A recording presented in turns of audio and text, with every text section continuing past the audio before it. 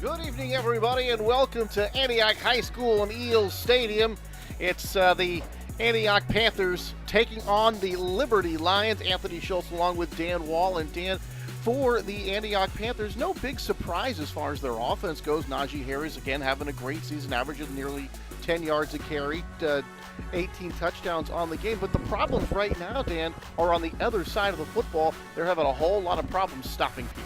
Well, I asked Coach John Lucido yesterday out here at practice what happened last week against Freedom. You know, if you were following that game, it was 31-28 going into the fourth quarter, and Antioch gave up 34 consecutive points and lost 65-28. Coach Lucido basically said, you know, we just lost our mind in the fourth quarter. Penalties, turnovers, Ronnie Rivers, 386 yards and 7 touchdowns.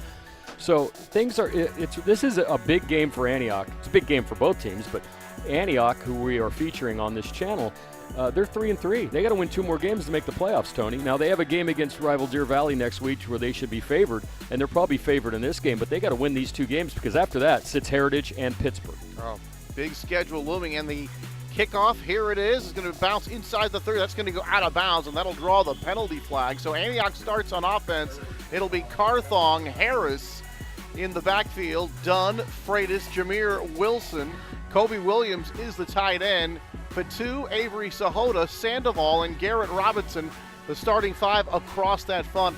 And defensively for Liberty, one of the ends is Zach Stellini. Mateo Buck is one of the tackles. Aiden Rangel, the other tackle. The linebackers are Liscano, Sin, Derek Gray, Sturgis Kofer.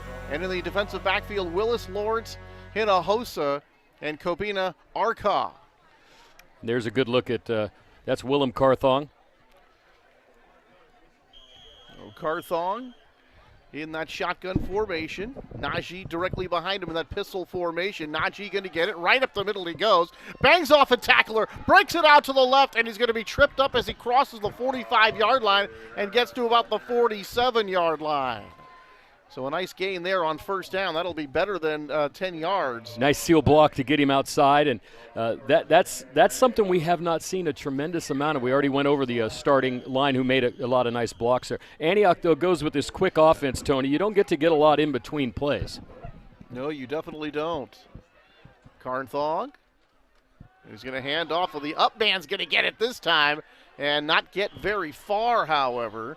That was maybe Isaiah just a yard, Dunn. and it was done on the outside. Maybe a yard. We'll call it second down, and actually going to give him a couple of yards on that play. And that's what they try to do now with the little deception, is come back with that little inside reverse there to Dunn, who had a couple of nice touchdowns in the De La Salle game 3 weeks ago. Second down for the Panthers. Just getting underway here. Both teams coming in at 3-3. Here's Harris up the middle, kicks off to the left. He's got some room. Down the sideline he goes, inside the 30, inside the 20, inside the 10. Touchdown, Panthers! No flags on the play, Tony. 53 yards. Once again, the entire side of the left side collapsed by the Antioch line. Great blocking over there. Fatu, Avery, Sahota, Sandoval, Robinson. There was no one there, and you cannot let Najee Harris get out in front like that. He is unstoppable. You got to put helmets on the ball. Jeff Walters told me I got to put 11, probably 12 helmets on the ball if truth be known. But not that time. Untouched into the end zone, touchdown Antioch, and so they go for 2. Najee Harris with his 19th touchdown. He's going to get it here, looking for that 2-point conversion. Cuts it back up the middle, and he's got it for the deuce, and that'll make it 8-0. So barely with the seats warm here from Eels Stadium, and the Panthers already up 8-0, 10:55 to go here in the first. Well, Tony, one thing I wanted to point out before we get far into this game is similar numbers for both of these teams. Antioch is 3-3 coming into the game. Liberty is 3-3 coming into the game. Antioch's opponents that they have beat, 10-8 record, that they've lost to 16-2.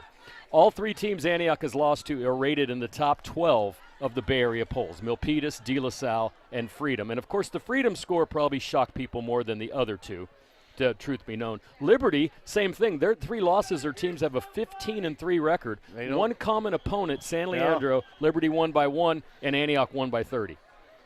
Here's the kickoff by Antioch. So Liberty going to get their first shot here on offense. This ball is going to bounce at the 10. Nobody picks it up. That is a live football picked up inside the 5 and swarmed under right there. So Liberty with a big mistake on this kick return. And did they forget that was a live ball? Well, Tony, that's a big mistake on special teams. They have horrible field position to start. Antioch. Hey, great job getting down. Great job getting down. Sturgis Kofor getting the start at running back. Hinojosa and Trajan Hawkins, the wide receivers, along with Henderson and Sakau. Ryan Vanderwerf is the center. Tristan Viala, Reese Watkins-Nelson, Cole Kempton, and Keenan Norris across the line for the Liberty Lions. So a big mistake by is getting Liberty. some looks, Tony, just so you know. Also, Hinojosa and Hawkins and Dutt all being looked at by colleges. And by the way, an interesting sideline observer tonight, Coach Jim Harbaugh from the University of Michigan here to watch Najee. Oh, by the way. So here's Liberty rolling out his Dutt, fires to the sideline, and nobody home there. Incomplete. Looking out to that far side, and he was looking for number 4, and that was Tristan Hendrickson, the wide receiver. Incomplete.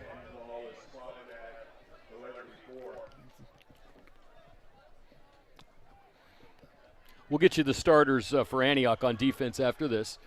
But you see Dutt down there. Dutt is a big guy, 6'5", 200 pounds. Good stats for Dutt, 78 out of 152, 13-32, 9 touchdowns, but, Tony, 9 interceptions. And those usually come when the plays break down. Dutt going to hand off here, caught in the backfield this time, trying to see who got that carry. It was and that's probably Sturgis Kofor. I think it was Sturgis Kofor. They're all the way down in the shadow of their goalpost, Tony. It's a little hard to see down there. Sturgis Kofor getting Here's the start. starters for Antioch, Tony. There is Sir Forbes, Timmy Dorsey is the nose guard, Nate Jackson, Bellardo, Cameron Nathan, Omari Harris, and Abram Carnthong, and full slate of linebackers from that 3-5. Tam Freitas, corners in the free safety in the defensive backfield for Antioch. Third down and very long, third down and 14 now. Dutt operating from the shotgun, gets the low snap to pass. He goes from his own end zone, fires, and he's got a man caught, and that's going to be enough for a first down. He is inbounds, and that made by number 2, Trajan Hawkins, whose brother, of course, is Taiwan Jones of the Raiders. Wow. Interesting trivia there, Tony, but watch this. This is where he has a strong arm. He can go up the sideline, and with ease he went up the sideline. That's something you can let a high school quarterback get you going to the sideline if he has that kind of arm. Dutt has that kind of arm. And, of course, Antioch's pass defense has been suspect all year. Milpitas tore him apart. And, as you mentioned, defense has been the Panthers' main problem. All right, Ryan Dutt, man in motion. They're going to hand off, caught in the backfield. And then the ball is fumbled. What in the world was that call? That was a very Why would you blow? Oh, they play. blew this, Tony. I'm sorry. That was backwards. Out of a handoff to Hawkins. Hawkins then tried to throw the pass.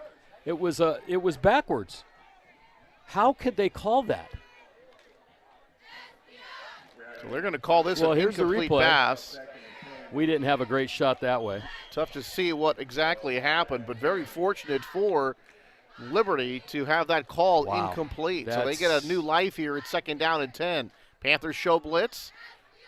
And running into his own man. Well, if we're going to get out past the 40-yard line, some tough running there. And he's that was pick up some basically all him, nice Tony. Yardage. All him on that play. Anyway, going back to that last play, and it wasn't just us.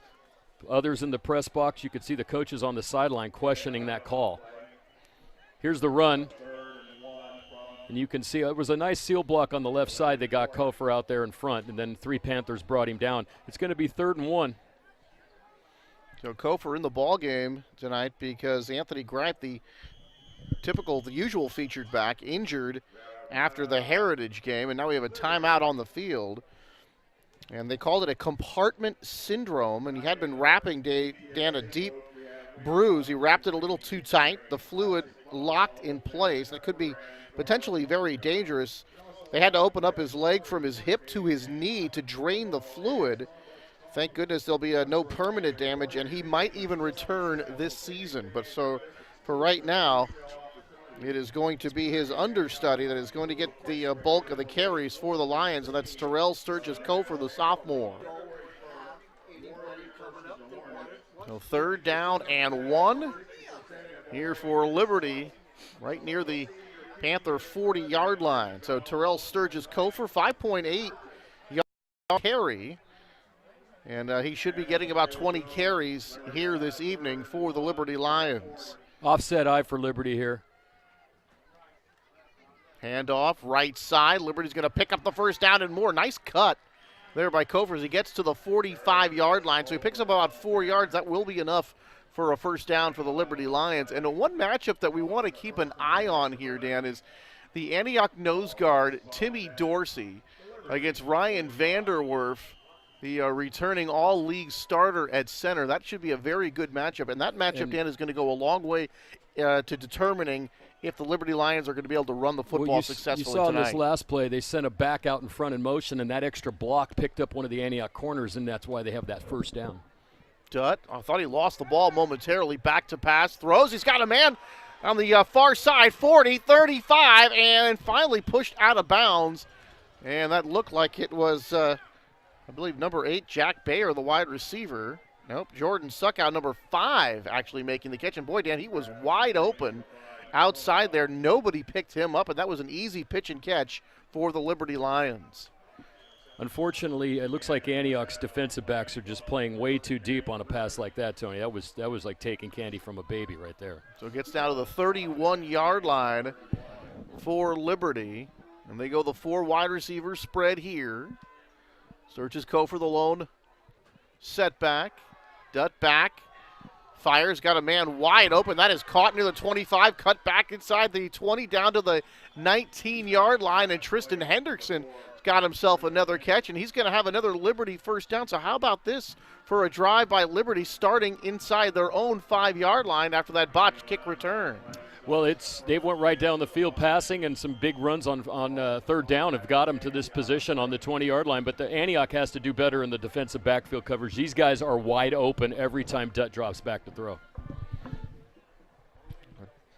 Big spread formation for Liberty, really spreading out this defense, and so far taking advantage of that Antioch secondary hand. And actually looks like Dutt's going to keep it and go right up the middle, and he gets inside the 15 down to about the 14-yard line. That was a good run. He faked to Hawkins on the outside quarterback option back inside. And that's one thing about Liberty, Tony. They'll run a lot of different formations. They're basically a spread team. Sometimes they'll go power eyes. Sometimes they'll bring in the ends tight. Sometimes they actually threw some weird formations at Heritage. One of them, the center and the quarterback were the only guys in front of the ball. Everyone else was lined up on the sideline. So they're doing things. So here's Dutt and the Lions looking to tie this ball. Going to go up the middle this time. Just a couple of yards there. One thing they can do, Dan, and that's the football. Kofor on the kick. Their statistics for Liberty, 242 passing yards a game. They're better than 122. They came in with 22 touchdowns. Not like they can't move the through the air. Well, look at some of the scores Antioch has given up, too. Even in victory, he's up a lot of points, Tony. There's another just straight quarterback draw. Dutt's going to keep it himself. He's going to creep ahead for that first down. He'll pick up the necessary 1 yard and a couple of more, and that'll bring up a goal-to-go situation for the Liberty Lions for at least a 1-point deficit or even a tie. Well, it took Antioch a minute 5 to score. Liberty's had over 4 minutes, Tony, and right now they've gained 90 yards on this drive, and very impressive on offense. And you look back to that big 3rd down they picked up, Dan, deep in their own territory to keep this drive alive. Dutt under time, and now we're going to stop this play before it started. Penalty markers fly, and we'll check the penalty. And it looks like they're going to call it against Antioch.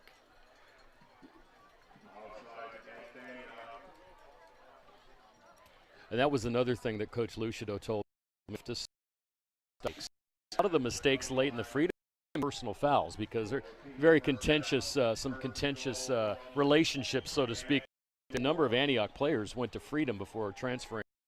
So you got that little bit of tension there. Of course, when Freedom started to roll up the score at the end, I can only imagine what the talk on the sidelines.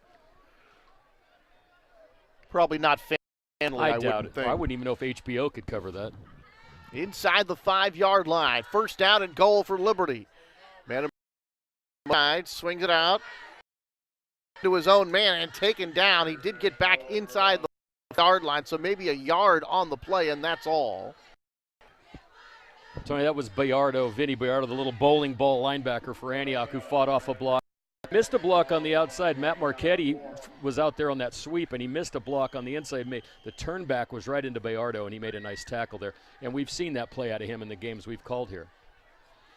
Tight formation this time. They go on the quick count. Not going to get in as Anthony stiffened here.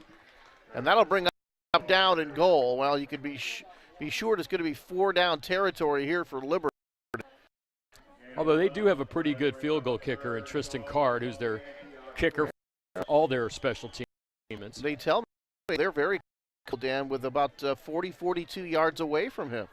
Tony, I actually met Antioch's kicker yesterday. They do have a kicker. He said hello, number 84. He said hi to us. That's Abraham Torres. And they did use him in the LaSalle game, which shocked all of you at the bar watching that on television. Third down and goal from about the yard line. Flags fly in. You got a motion. And so it looks like it's going to go against this.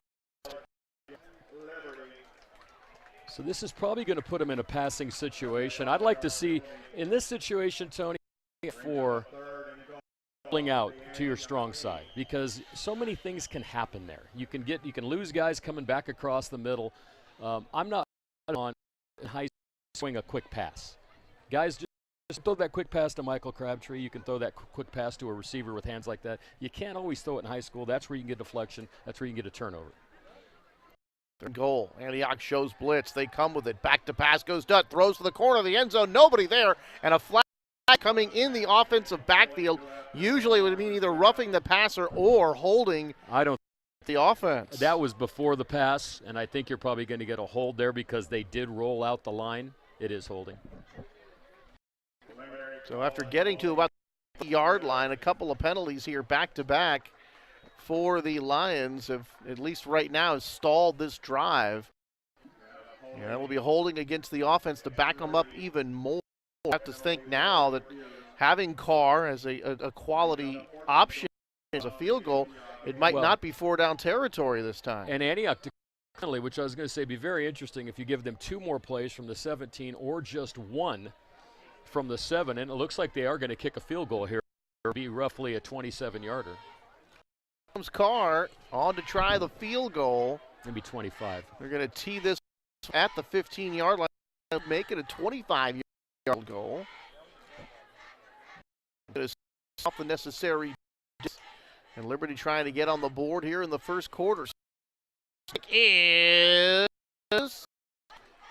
good. Oh, good. Wow. Boy, that looked gone through. That one missed. Very close. That did look good. He's got a strong foot, Tony, but the kicking, the special teams in high school, we always thought it. It's very spotty. And, Dan, that's kind of a heartbreaker there for the Liberty Lions. They actually moved the ball about, 90 yards? Oh, almost 96 yards. They started at the 2. They got it to the 2 with the penalty. So 96 yards, nothing to show for it. And now Antioch back with Mr. Harris, who has 2 carries and a touchdown already for roughly 60 yards. The last couple of times Harris touched the ball, nobody touched him. They're going to throw this one down the sideline. They got a man. This one's going to be incomplete. And looking for number 3, Isaac Freitas. He had man coverage down that far sideline, but that one really wasn't even close because Freitas really had his man beat going down that sideline. Yeah, that was just thrown to the wrong side of the field. You got to lead your receiver there. Carthong 62 of 111, 935 yards, 11 TDs, and 9 interceptions for the sophomore. Harris is still right up there, 1,274 yards, but he hasn't had that signature game yet, Tony, and it might be tonight. Well, here's Harris going right up the middle, upended at about the 25-yard line. And you can see Zane Hanahosa there. When he said hello to Najee there with a. You just can't bring him down once he's in your backfield. You're not gonna hit him and force him back. He's gonna hit you and force you back. That's that why was you need linemen and linebackers to make those tackles. That was kind of low man wins that time. He was able to submarine him and get him down. 3rd down 10. Here's Harris picking his spot, trying to pick through the middle, and 4 guys tackling him. And now a flag flies right at the end of the play. That has to tell me it's probably going to be a face mask. Let's see. Yeah, and he's readjusting his helmet, so I believe you're right, Tony. And what a move that time. You saw that little juke move. Watch the juke move here. Not many guys at this level can, well, bam, right back in front. Got a nice block to get outside to get the first down. There's the face mask. So Antioch's going to be up around the 47-yard line. That's a 15-yarder in high school. They're going to mark this one off, and while they do that, we'll tell you that Tailgater Sports Bar and Grill, proud sponsors of Panther Athletics, your home for great food, sports, and entertainment. That's Tailgaters in Antioch. And you want to know why I like Tailgaters, Tony? Because the food and get to watch sports? And they have Arrogant Bastard on tap. And for those of you that don't know what I'm talking about, that is a great craft beer out of San Diego, Stone Brewery. And if you like good, hearty craft beers, Arrogant Bastards for you. Panthers from the 48-yard line, the inside handoff. Those big play, and this one is going to go inside the 45-yard line of the Lions. Antoine Tanner, number 7, with the gain. And that time, Tanner just kind of swings from the outside, lined up at an end position. Takes the handoff and runs inside, and that really looked like it fooled Liberty quite a bit here. Dan, here's another look. Little inside handoff to the he was like a wing back in that formation. Remember last year, Ryan Payne ran a number of those in for touchdowns. Very well, yeah. And, very Antioch's successful. Still looking for that second big play guy this year. Handoff, Najee going to get out across the 40. So he gets inside the 40 down to about the 38-yard line. That was a first down run. So he's able to pick up at least about another 5 yards. So it'll be 2nd down and 5 for Antioch. Najee Harris, Tony, will definitely go down as the greatest running back to ever play here. His name is mentioned in the circles of one of the top 3 to ever play in the area, along with Ken Simonton and DJ Williams, who played at De La Salle. But he might at some point surpass them all, depending on how the rest of his career goes. We wish him the best. That's one of the reasons why we've been here doing the resurgence of Antioch football. The new field, the new stadium, the feel here for football is reminiscent of how it was in the 70s and into the 80s. It kind of lost that a little bit for a while, but it's back now, and people are talking about Antioch football again, which is great. Antioch in that pistol formation. Carthon back, throws. This is going to be intercepted. Down the near sideline, picked off. That is going to be number 23, Derek Gray, the cornerback. And he stepped right into the passing lane that time and gets the interception. And just like that, Liberty back in business on offense. You got to think on a play like that, Tony, that they knew what was coming, because that's a quick play. You've got to know that ball right here, the read right here. Look at that. The end or linebacker, wherever Gray was lined up that time, you can't hardly tell anymore. He's listed as a linebacker, but he played off the defensive line. And I guarantee you they saw that in a film somewhere, because that was just too easy. You usually don't see that. And Carthon just didn't see him, because he was open. He could have dumped it over the top to him, but he threw it right in the path, and Gray makes the interception. Great defensive play for Liberty. So the Liberty offense, with a nice drive of better than 90 yards, came up, however, with no points, and now their defense comes up with a stop as they get the Gray interception. Here's Dutt with plenty of time, fires deep down the field, but in a huge crowd, and this one nearly intercepted by Antioch. Boy, going up for that one was Antoine Tanner, and boy, Dan, that really was a jump ball. They were all back there. Tanner, Hawkins. Yeah, that looked like a Hail Mary. It was, but you know what I like about that, too? Let the kids play. That's not the kind of play you got to be calling pass interference on for a little bit of contact. That ball, that was a jump ball. Yeah, absolutely, Dan. And no reason to be taking that away, because you see that a lot. Dutt, though, I'm impressed with the kid. He's cool in the pocket, stands in there against pressure, has a good arm. And Very that's good why people arm. are probably looking at him. This is kind of a kid you can see developing more and more over the course of some college time, and then where that takes him. Another 4 wide receiver spread here for Liberty. Dutt back, throws to the out pattern, and that's not going to gain very much. Looked like that was caught by Trajan Hawkins, number 2. That ball had to come out earlier. Hawkins was open for 5 steps before he threw it. If he throws it early, he has the ability to turn upfield. By the time he got him, he was too close to the sideline and forced out of bounds. But Antioch didn't pick that up well out of the backfield at all. Interesting route. You send a 2.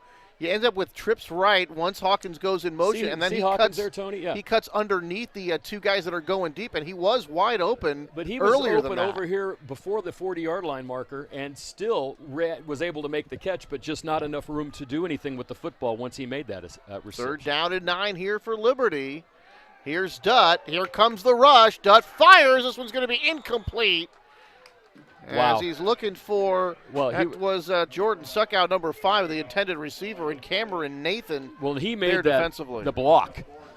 Cameron Nathan made the block. The actual defender was Freitas on number 5, Suckout. But if you saw that block, Tony, that where Nathan came in and just blew up the right side of the line, that's why Dutt had to get rid of the ball. That was a fantastic defensive play. So we see the offenses on the first drive. We see the defenses on the next drive. So that's where we're here, still 8-0 with 1:34 to go in the first quarter.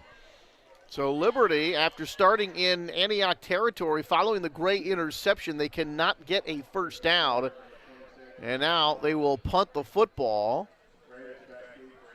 And Freitas back deep for the Panthers, but this one is going to go out of bounds well before Freitas can touch the football. So the Antioch defense holds, and they'll get the football back with 1:23 to go, leading 8-0 here in the first quarter. You know, Tony, Antioch was rated as high as 22 in the state when the season started. They've dropped down to 82, which is certainly not embarrassing when you look at the strength of their schedule. But as I mentioned, tonight and next week are big games because Heritage, one of those teams, will not be undefeated at the end of the year, Pittsburgh and Heritage. After tonight. Ooh, that's you true. would think. But they're going to have to play probably a 7-1 team and an 8 or 9-0 team going towards the end of their season. Carnthong. Harris, right side. He's got some blockers. To the outside. Stiff arms a man. Tripped up. Stays on his feet and then is headed out of bounds. And Najee going to pick up some yards here, but able to string that play out with some help from number 3, Christian Lascano. And so that nice block there up front. That's Abram Carthong, who's playing in the backfield alongside his brother.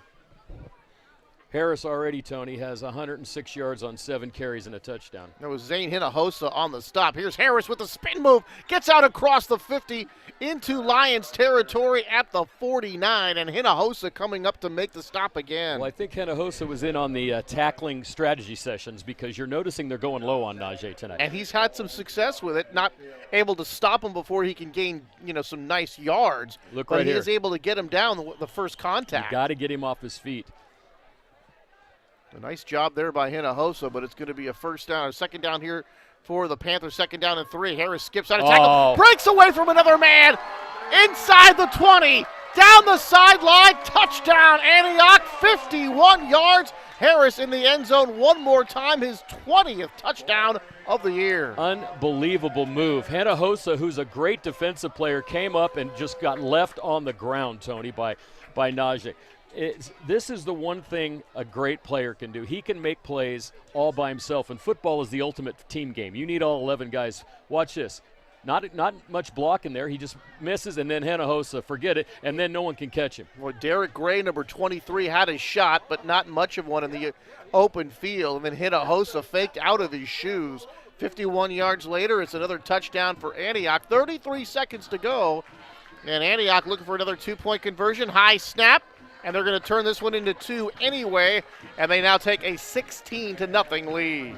But that was Daylon Green this time in the ball game for the first time with the 2-point conversion. But, Tony, when you talk about Najee, and the other thing, what's impressive on that touchdown? When he scored the touchdown, he did not flex his muscles. He did not do a push-up. He handed the ball to the ref and high-fived his teammates. There's about 1,000 people out there playing football right now that need to learn that lesson. Did he have a Sharpie? No. Redwood Painting Company, protective coating systems for commercial, industrial, and residential clients for more than 60 years. Thanks to Redwood Painting Company for sponsoring Panther football. And speaking of homecoming, both George and Charlie Del Monte went to Antioch. Charlie in 75, George in 79, and I played baseball with Charlie back in the day. So hello to them, and thanks for helping out tonight, guys. Boy, this is the second kickoff now as Liberty's going to get a big return anyway. 30, 40, cuts it to the outside across midfield. Down to the 30, inside the 20, cuts it back at the 5. Touchdown, Liberty. Wow. Oh, that is number 2, Trajan Hawkins with the return. Better than 90 yards for the touchdown, and Liberty's on the scoreboard. Wow, Hawkins just made a cutback about the 20, went right through the heart of that Antioch special teams, Tony, and outran. You saw there was some serious speed. Another reason why Hawkins is getting some looks. He outran a number of guys, as we see. There's the move at the 20. Then the hand tackling isn't going to work on a guy this fast. And just right by him. And then look at this. This guy right here, that's number 34 for Antioch. That's Sion Vaki. He had an angle to him, could not get there in time, and Hawkins outran the rest of them to the end zone. That was fantastic. Trajan Hawkins with a great play. And I was going to say to him, that was the second time they did not catch the kickoff on a fly. That's kind of a no-no, but, well, it doesn't matter for Trajan Hawkins. He gets the touchdown anyway. Let's just say that one worked better than the other one. The other one, they had the ball at the 2. This time he ran from the 2 for 98 yards. They're going to go for 2. Throw. This one's going to be knocked away. Intended for number 14, Hinojosa, but deflected by the Antioch defense, and the score remains at 16-6 in favor of the Panthers. 18.3 to go here in the opening quarter. And, Tony, the Antioch Panthers are not doing us any favors with their black numbers on their black jerseys. I'm sorry. It's great for looks and fashion, but it's horrible for announcers because you can't really see it unless you're wearing the binoculars. Yeah, they go with the dark, with the outline gold, and if they just go all gold, it's a lot better for us. Or gold and white, which we have been for since I've been alive and been at these games. It rained a lot today, Tony, but the field's holding up very well. Our 2 touchdowns for Antioch, Harris 42 yards, Harris 49 yards. Both 2-point conversions were good. And then Hawkins with a 91-yard kickoff return and no 2-point conversion. So we're okay so far, Tony. 16-6 Antioch. We're just about done with the first quarter of play. And then Hawkins with the 91-yard touchdown return, kickoff return for a touchdown. This is going to be an onside kick. It's going to hop, but Antioch's going to cover it at about the 46-yard line, and they'll take over there 1st and 10. Unimaga. That's the first time we've called his name tonight, but on the good hands team there. Antioch looked like they might think that might be coming. So Pittsburgh and and we know Heritage. Antioch, they don't punt, they don't kick extra points. And most Antioch of the time has they don't a hard have time to. punting from their own 10-yard line, Tony. So Pittsburgh at Heritage tonight. Boy, Pitt has really been bombing people. They put up 60 or more points 3 different times this year, Dan. And how about the year that Montez Thompson is having? Better than 13 yards a carry, nearly 14 yards a carry. He scored 16 touchdowns himself. And Deer Valley's at Freedom as well tonight, Tony. Boy, here's Najee going up the middle and in a crowd spinning away from people, Dan. And he's going to get all the way down to about the 46-yard line of the Liberty Lions, and that'll be enough for a first down, and that will end the first quarter. So after 1 quarter of play, it's the Antioch Panthers 16 and the Liberty Lions 6. Let's go down to Mike Cronenwett on the sideline.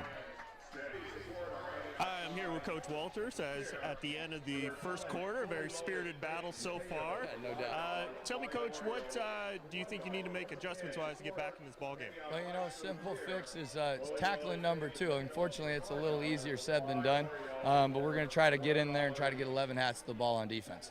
Yeah, and that big kick return just a moment ago, get you guys a little momentum going in. Yeah. What's the key to try to slow down this rushing attack? Well, I think obviously we got to get the ball on offense and we got to score when we're in the red zone. We had a hell of a drive from the 1-yard line all the way down there, and we just ended up not finishing. So I think the more that we can keep the ball and score, I think the more that this game is going to become a game. Thank you, Coach, and good luck in the second half. Thanks, boss. Jeff Walters in his 4th season took over a down program, Dan, and he said we were everybody's homecoming. Well, it is homecoming tonight, but Walters is the only coach in Lions history, Dan, to win a playoff game. And let me tell you, Liberty High School's been there for a while. It has. My dad went there, but also, and he's ancient. Hi, Dad, if you're watching. But, Tony, the other thing is you can't be everyone's homecoming because not everyone plays Liberty on the road all season long. But it is a good point. I think it was a lot of fun to play Liberty in those days for the other team. Here is going to be caught in the backfield this time, and here's an Antioch play that's actually going to lose yards. Daylon Green for his first carry from scrimmage. The other one was a 2-point conversion. But, Tony, I do remember, though, a game here with the late, great Steve Sanchez before we had the pleasure of meeting you, and we brought you on board. But it was a homecoming game, and Antioch was favored and got beat 37-20. So you never know. That's why they play the games. That's exactly it, Dan. You just never know. Ticking down under 11:20 here. Second quarter action from Eel Stadium in Antioch. And here's, a nice tackle there in the open field by Liberty. And that was number 14 making that play. Hinojosa again. I think he learned after that last one that I don't want to be left laying on the ground with Najee running by me, as you can see right here. Boy, if you're dealing with Najee, though, let's face it, Dan, he's just going to make you look bad sometimes. But Hinojosa on several occasions has got him down in space. They did get enough for the first down, though, so from the 43, Tony. First down and 10 for Antioch. Najee going to get it, hit in the backfield, cuts it back at the 40-yard line, runs into two defenders, squirts across the 35, and then we're going to have a late hit over here on the sideline, the near sideline.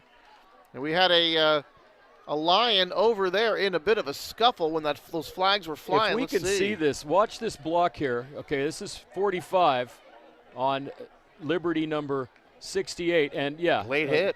Not only was that a late hit, Tony, but there might even be a flag for knocking the guy onto the track. I think that might be the so that should come from the spot after the tackle. But that was 45 for Antioch, Sir Forbes. And he introduced himself to number 68, Reese Watkins Nelson, and you can't do that, Tony. You got to know where you are on the field. It's one thing if you hit him a yard in bounds and then take him out. It's another when you hit him almost where the cheerleaders are standing. And that's the kind of penalty that killed Antioch in a freedom game. Personal foul against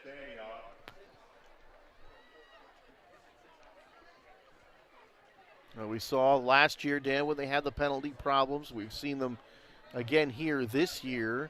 But last year, Tony, a lot of it was line of scrimmage problems. Remember lots of false starts? We haven't seen that this year at Antioch. They cleaned that problem up. It's this personal foul, talking, taunting, knocking guys out of bounds, hitting guys when they shouldn't. And, that's hard to coach because it comes in the heat of the moment. And sometimes kids, it's just hard. It's a more of a – God, I'll have to get back to you on that. But it's not what most people would actually think. Up the middle, and it's going to be a nice gain here coming from the 49-yard line. That is going to be Green. Inside the 45, down to about the 43-yard line. Daylon with a nice run right up the middle for Antioch. And that'll be about a 6-yard gain on that second down play. Instead of being a technique, that's almost like a way to think. You see what I'm saying? You think, I don't do this. You can't teach that. It's not a technique like blocking. It's like don't do it. And some people just haven't been able to not do it. Harris, left side, he turns the corner, picks up the necessary yardage for the first down as Harris gets inside the 35 down to about the 32, picks up about 11 yards, and that'll be a first down here for Antioch. And they're really controlling the edge each time Harris runs outside. And Tony, and I think a lot of this just flows downhill from the pros in college. And one of the things is, look at what happened today. Hyde from the 49ers got fined $9,000 for flexing his muscles in a game against the Cardinals. I'll finish my thought after this play. Carthong, hands, Harris. He wants the wide side going outside and then Harris bangs inside the 20 and gets down to the 18. That'll be about 14, 15 yards more on that play. And, boy, that play developed very slowly and really that time Najee really showing some patience and following his blockers and picking up a nice gain. Afalabi was there. And, the thing is, too, you want your defense to get up feeling good about making a tackle and you want to punish the runner. But watch this play. Here's Najee with a nice cut outside, a move back. Now watch. He knocks 58 over. It's not the other way. Usually it's the other way around, and it doesn't happen a lot with Harris when he runs the ball. All right, Neil Sahota with a nice block there to help spring him. And now here's that inside run. Cuts it to the outside, cuts it back to the inside. And then Tanner going to get all the way down inside the 5 to the 2-yard line. 16 yards on the play for Antoine Tanner. And Dan, they're running that inside run with Tanner very successfully here tonight. I'm sure it has a weird name. I heard some of their plays yesterday in practice, what the calls are. There you see lined up in the slot, comes back with the reverse and makes a nice run, makes a nice cutback here and then almost got in. But other than that, and Najee, and now Daylon Green, who's very close to a touchdown. Daylon looking for that end zone, no signal yet. And it looks like they're going to mark him just a bit short. But, Tony, they haven't done anything but those 2 or 3 plays. Oh, they've passed one time? They haven't even hardly twice, even, yeah, once or that's twice? it. Well, 1 the interception and 2 the long pass that was overthrown. That's it. Second down and goal here for Antioch, trying to reclaim a 2-touchdown lead. And the Lions getting pushed all over the field by this Antioch offensive line and running game.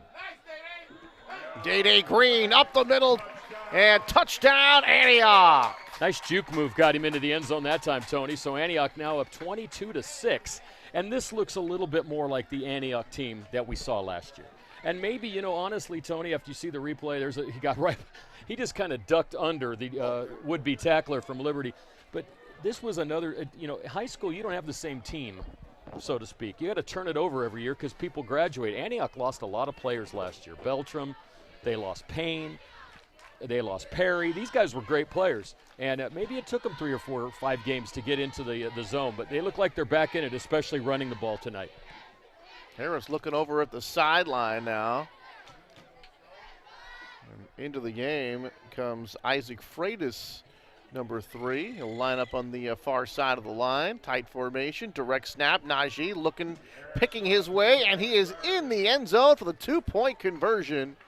And Antioch makes it a 24-6 lead here with 8:10 to go here in the first half. So Najee now he's got 18 touchdowns on the season, Tony, and 10 point after touchdown 2-point conversion. I guess Foothill made the biggest statement last year when they stopped him on that 2-point conversion to win the game. But it's an unstoppable play.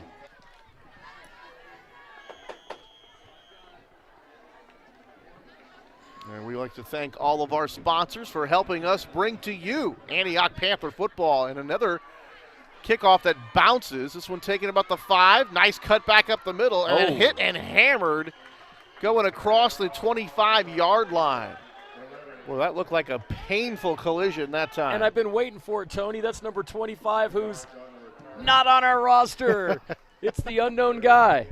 And for those of you that have ever watched our games, there's always one guy that's not on the roster. Every time. Never fails. 8:01 to go here in the first half. The Panthers in command 24-6, and really the only blemish was the big kickoff return by Trajan Hawkins that went for 91 yards. Other than that, the Liberty Lions, well, they have been able to move the football a little bit, Dan, but kind of what they experienced a couple of weeks ago in the 10th annual Brentwood Bowl against Heritage, they could move it, but once they get inside the 20, they can't score. And here's a run for not very much, and probably no gain on that carry. It'll bring up second down and 10. And Sir Forbes got his big paws on the running back that time.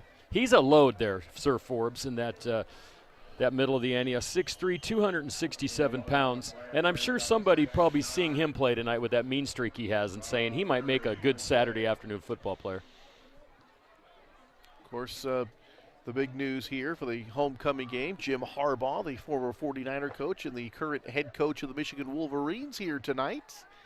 Here's one thrown out, and that's a swing pass to the outside. Nice move on the outside, down the sideline, going to be knocked out of bounds. And that was a nice move, and that is going to be Hawkins again. So Trajan with another play. So Hawkins, no doubt, the feature guy for Liberty tonight with the touchdown. He's had a couple of nice runs after catch. Now both he and Hinojosa, Dan, coming in with nice numbers. Hinojosa, 639 yards, a couple of touchdowns. Hawkins averaging 23.7 per catch and averaging 78 a game. And how about Hinojosa, over 106 per game. Passing the football has not been a major problem for the Lions here in 2016. And a nice cut up the middle on this first down run. They're the 2 and 4 receivers in the Bay Area too, Tony, for yardage. So and that catches. They have done a great job. That was was a nice run that time. They got some space on the left side. He just collapsed the Antioch defensive line on that play, and that's what you got to do. Good blocking that time. Kofor able to pick up 7 yards on that play. Gets to about the 47-yard line of the Liberty Lions, bringing up 2nd down and 3. Hand off again. Kofor caught in the backfield, spins away momentarily, but he will not get back to the line of scrimmage, or just over the line of scrimmage, excuse me. Give him a couple of yards on that play. But you can see Kofor's got some pretty nice moves there, Dan. And this guy will be returning next year, just a sophomore. And he's one guy they're trying to teach him, Dan, to really hit the hole. Kind of a guy that wants to go left to right at times, but basically when the hole's there, just take it. But that will come with experience. He was on the JV squad last year. Here's Kofor again. Not much there as Antioch shuts this one down. It's going to be a 3rd and a long one. And Anthony Gripe, who has rushed for 359 yards tonight for Liberty, has not been playing, and you have to believe he's injured. Oh, he is. He had they were wrapping that bruise too tight, as I said earlier, Dan, and that was potentially a very dangerous situation. Apparently he's going to be all right and could possibly return before the season is over. All right, 4th down and a couple. Liberty going to go for it here, just shy of midfield. Man in motion, they're going to fake it, and Dutt's going to go up the middle. He picks up the first down and a lot more inside the 40, down to about the Antioch 35-yard line. 15 yards on that 4th down run, and the Lions keep the chains moving here as they pick up the first down. Beautiful play that time. Great blocking inside in the hole here. Watch this. 2 guys, potential ball carriers, run through the backfield. Dutt then driven down all the way inside. Daylon Green made the tackle. By the way, Jim Harbaugh must have went, what the heck? Why are Liberty wearing our helmets? Are they the Lions? How does a Wolverine and a Lion get to wear? And besides, explain what the Michigan helmet is to begin with. Yeah. Don't they have like a big Wolverine they can put on San Ramon wears it too. Yeah, a lot of high school teams Too many wear it. people wear it, in my opinion. And whistles are going to stop this one. Boy, Liberty, a delay a game here. That's going to back them up 5 yards and make it 1st down and 15.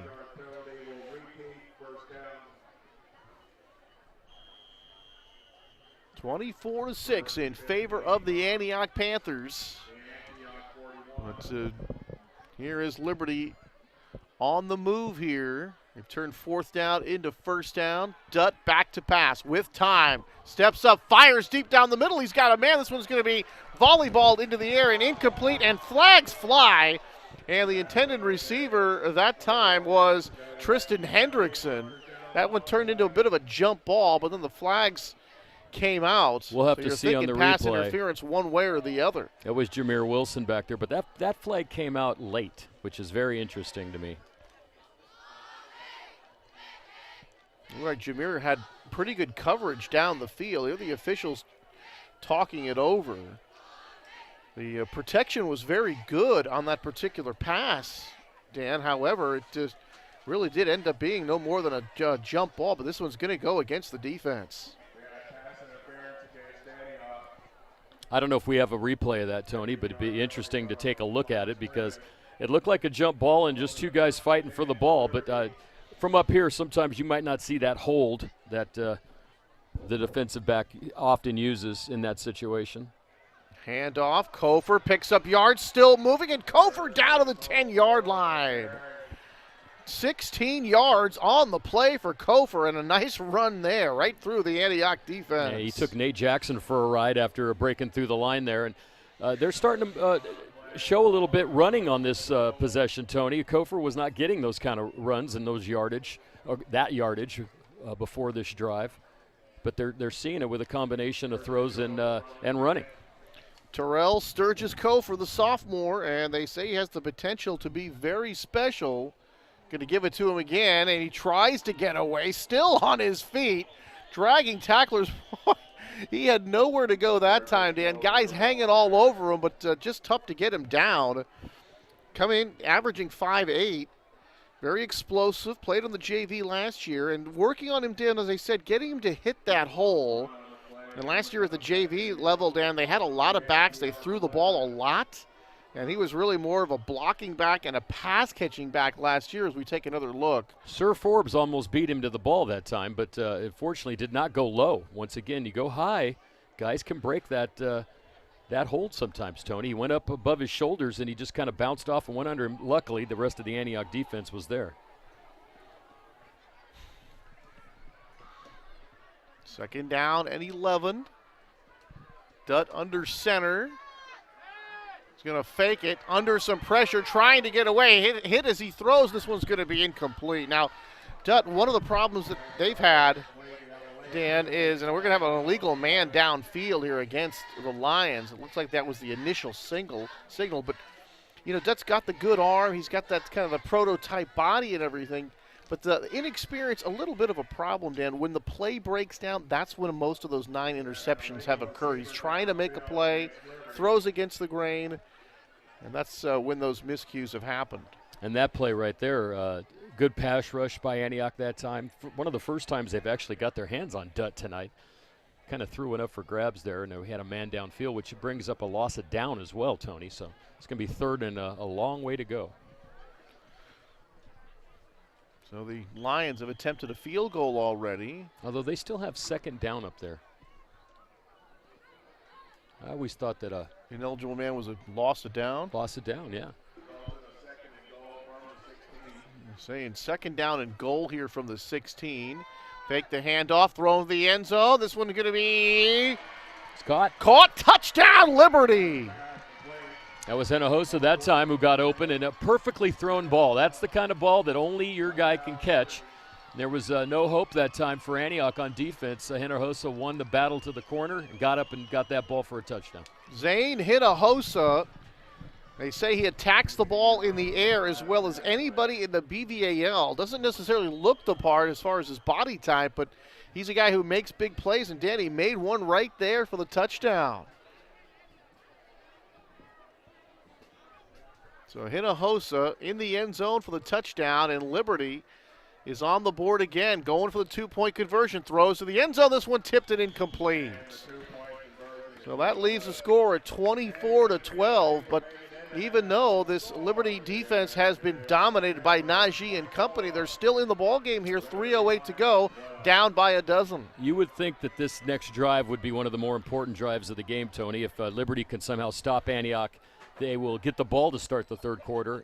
But the funny thing is Antioch's only scored 3 touchdowns, but they've scored what amounts to a 4th touchdown on PATs. Right. And Liberty has missed both their PATs. Boy, look at that play by Hinojosa in the end zone. That is a back shoulder throw there, Dan. The ball is very high, and Hinojosa showing that great leaping ability, able to come down with that one. That was a beautiful play. Well, that was always the thing about Liberty. Did they have the playmakers to play against teams like Antioch and Pittsburgh and Deer Valley and Freedom?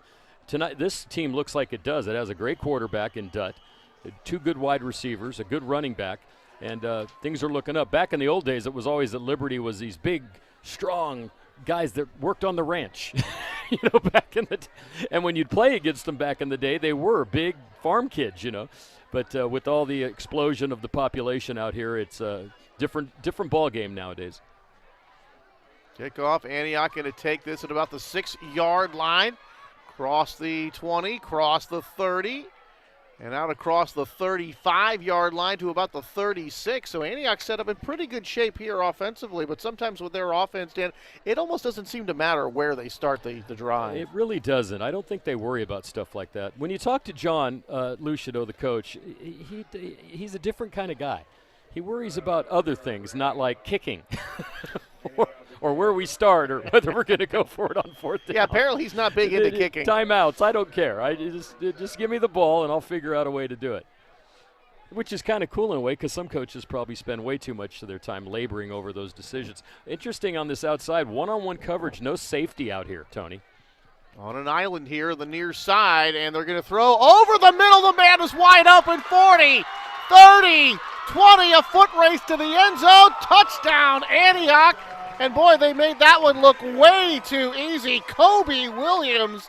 And Dan, the tight end's always open over the middle of high school football. Tony, he would have been open in Rio Vista if he wanted to have been on this. Look at this. And as I mentioned, not only do they have single coverage, they didn't even have a safety back at all. That was just way too simple. Way too easy, yeah. You saw Williams lined up as a tight end on that left side, and he took off at the snap of the ball, Dan, and there was just nobody there. And Kobe's father, Donnie Williams, is an old classmate of mine, and his mother, Judy Burba, is sitting right down here below us on homecoming night, and she graduated with me in 1977, so congratulations to them. Kobe's a heck of a ball player. And then Liberty got a penalty at the end of that, which will be penalized on the kickoff. So, as I mentioned, that might have been the biggest drive of the game. Well, it wasn't very hard for Antioch. Has not had a lot of problems scoring in this game. You take away the interception, they haven't hardly been challenged defensively. Well, 63 yards on that catch and run. And you don't get too many touchdowns quite that easy, but Antioch on the board again. Talk about answering that last drive by Liberty. And this is going to be a jump ball kind of thrown into the end zone. That was a push pass, and that is going to be good for the 2-point conversion. And Sir Forbes just said, son, get off me. Sir Forbes makes the catch for the 2-point conversion.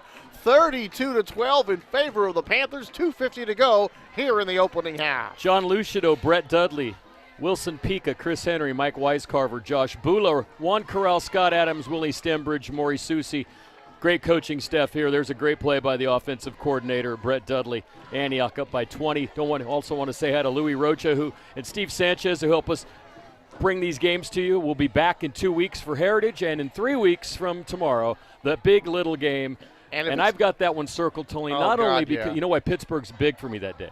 Not only does Antioch play Pittsburgh, but later that night, the Sharks play the Penguins. Whoa. What a doubleheader for me that day. I've already got a big red circle on that day, November the 5th. So I'll be here in the day with you and down at the Shark Tank at night. Last year, Antioch lost that playoff game to Foothill. It's going to be interesting, Tony, now, though. Antioch right now is basically trying to play for a home game. They are not going to get the number 2 seed like they did last year with the losses that they've had. I talked to Coach Walters. This is going to be a pooch kick sent up in the air, and it's going to be caught on the fly at about the 33-yard line for the Lions, so they'll take over their first down and 10. Great play, though, by Suckout, a call for a fair catch there, because that's the kind of play where if you don't, you're going to get hammered. But the situation is for the Liberty Lions, Dan, at 3-3 coming in. Coach Walters told me, hey, look, our next 4 ball games, we've really got to take at least 2 out of this to have a chance to make the playoffs. Now, remember, Dan, last year they missed the playoffs by just 1 game, and they actually had made the playoffs back-to-back years before that to start Walters' tenure here, and he is the only coach in Liberty history to win a postseason game. And it's weird, though, when you think about it.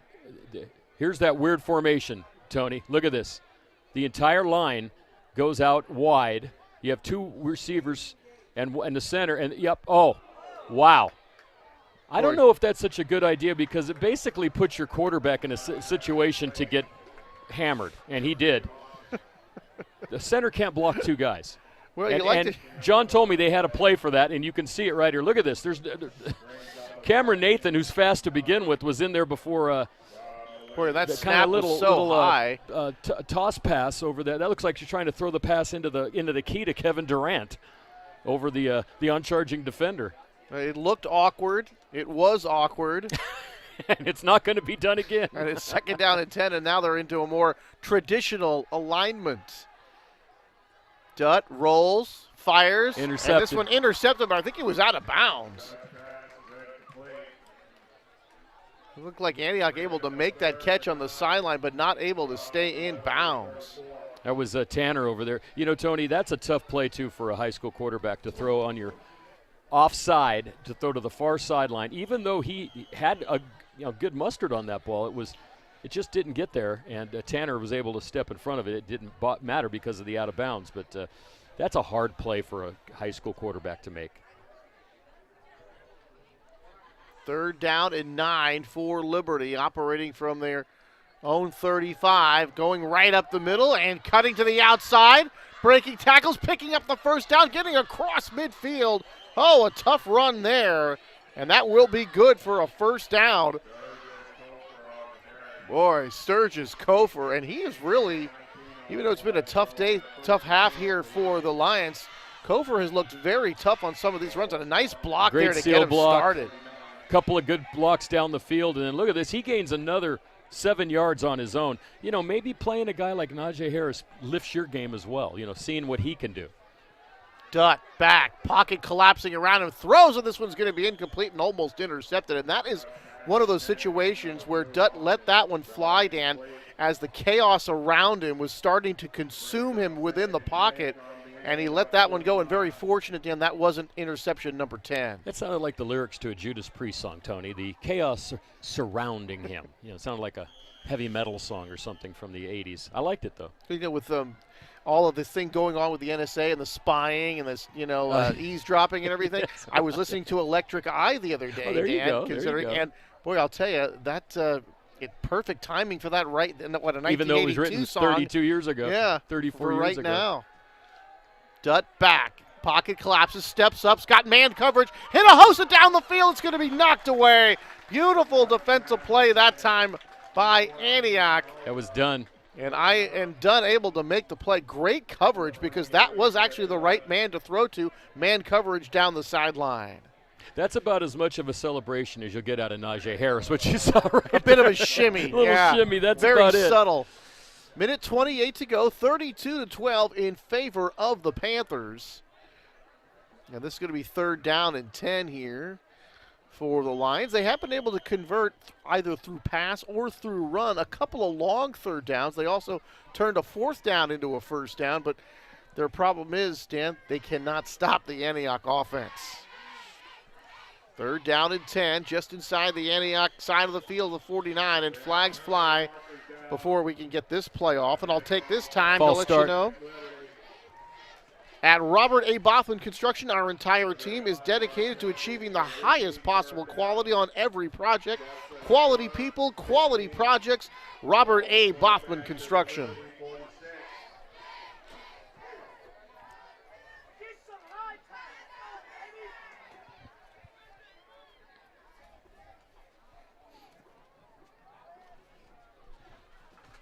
They're down at 16. Here's Dutt. Here comes the rush.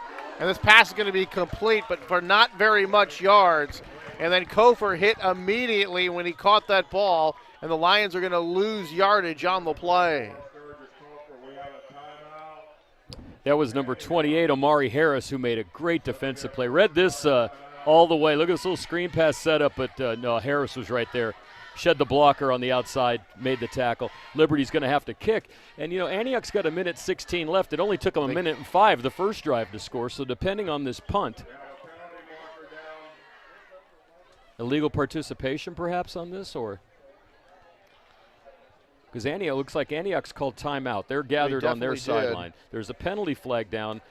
The only thing I can think of there, Tony, is there's a personal foul type thing and or illegal participation with too many players. HKIT is excited to continue the renovation work for Antioch High School. Currently, they've transformed the 1100 Hall into a media tech center, updating classrooms and building a new cafeteria with a beautiful quad area. That's HKIT Architects, and they've been one of those groups very responsible into the refurbishing of the facilities here at Antioch High School, and they've done a magnificent job. For those of you, my former Antioch High School grads that haven't been around in a while, if you came back to the school right now, some of it would look the same as you see RGM there. Some of it you would be shocked because they moved the office to where the cafeteria was, and now they're moving the cafeteria to where the office was, and they're building it. And right now they don't have a cafeteria, so they have to have lunch off of like food trucks and stuff like that out there in the middle of the area.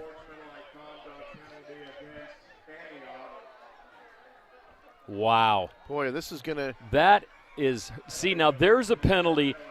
They're lucky they're ahead by 20 points. Why would you have a personal foul or unsportsmanlike in that situation? What could you possibly say that is going to do any good for you?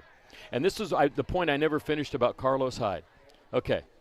You flex your muscles, you get of course that's a ridiculous fine. But the thing I want to ask is, what did the flexing of the muscles do? Did it gain you any advantage? Did you score 30 points because you flexed your muscles? No, you lost the game, right? And who knows if that play had anything to do with it or not. Now, maybe Dan, he'll get, so an ad deal with Muscle Milk or something. That's all I can think of, But the NFL has just gone so overboard on those type of penalties. Why do it? I totally agree with you. Why do it? I don't understand it. These guys are pros. Do you think you're going to get intimidated because someone flexes their muscles or does a dance in the end zone? And then why this would happen, now giving Liberty another chance before halftime. 4th and 5, right up the middle, cuts it to the outside. 35, breaks inside the 30 and down to the 28-yard line. First down for Kofor. Clock is stopped now with 1:08 as they reset the chains, but that was a 4th down and 5 play following the penalty, and here is Sturgis Kofor again. Right up the middle, Tony, and this is where De La Salle ran the ball really well against Antioch.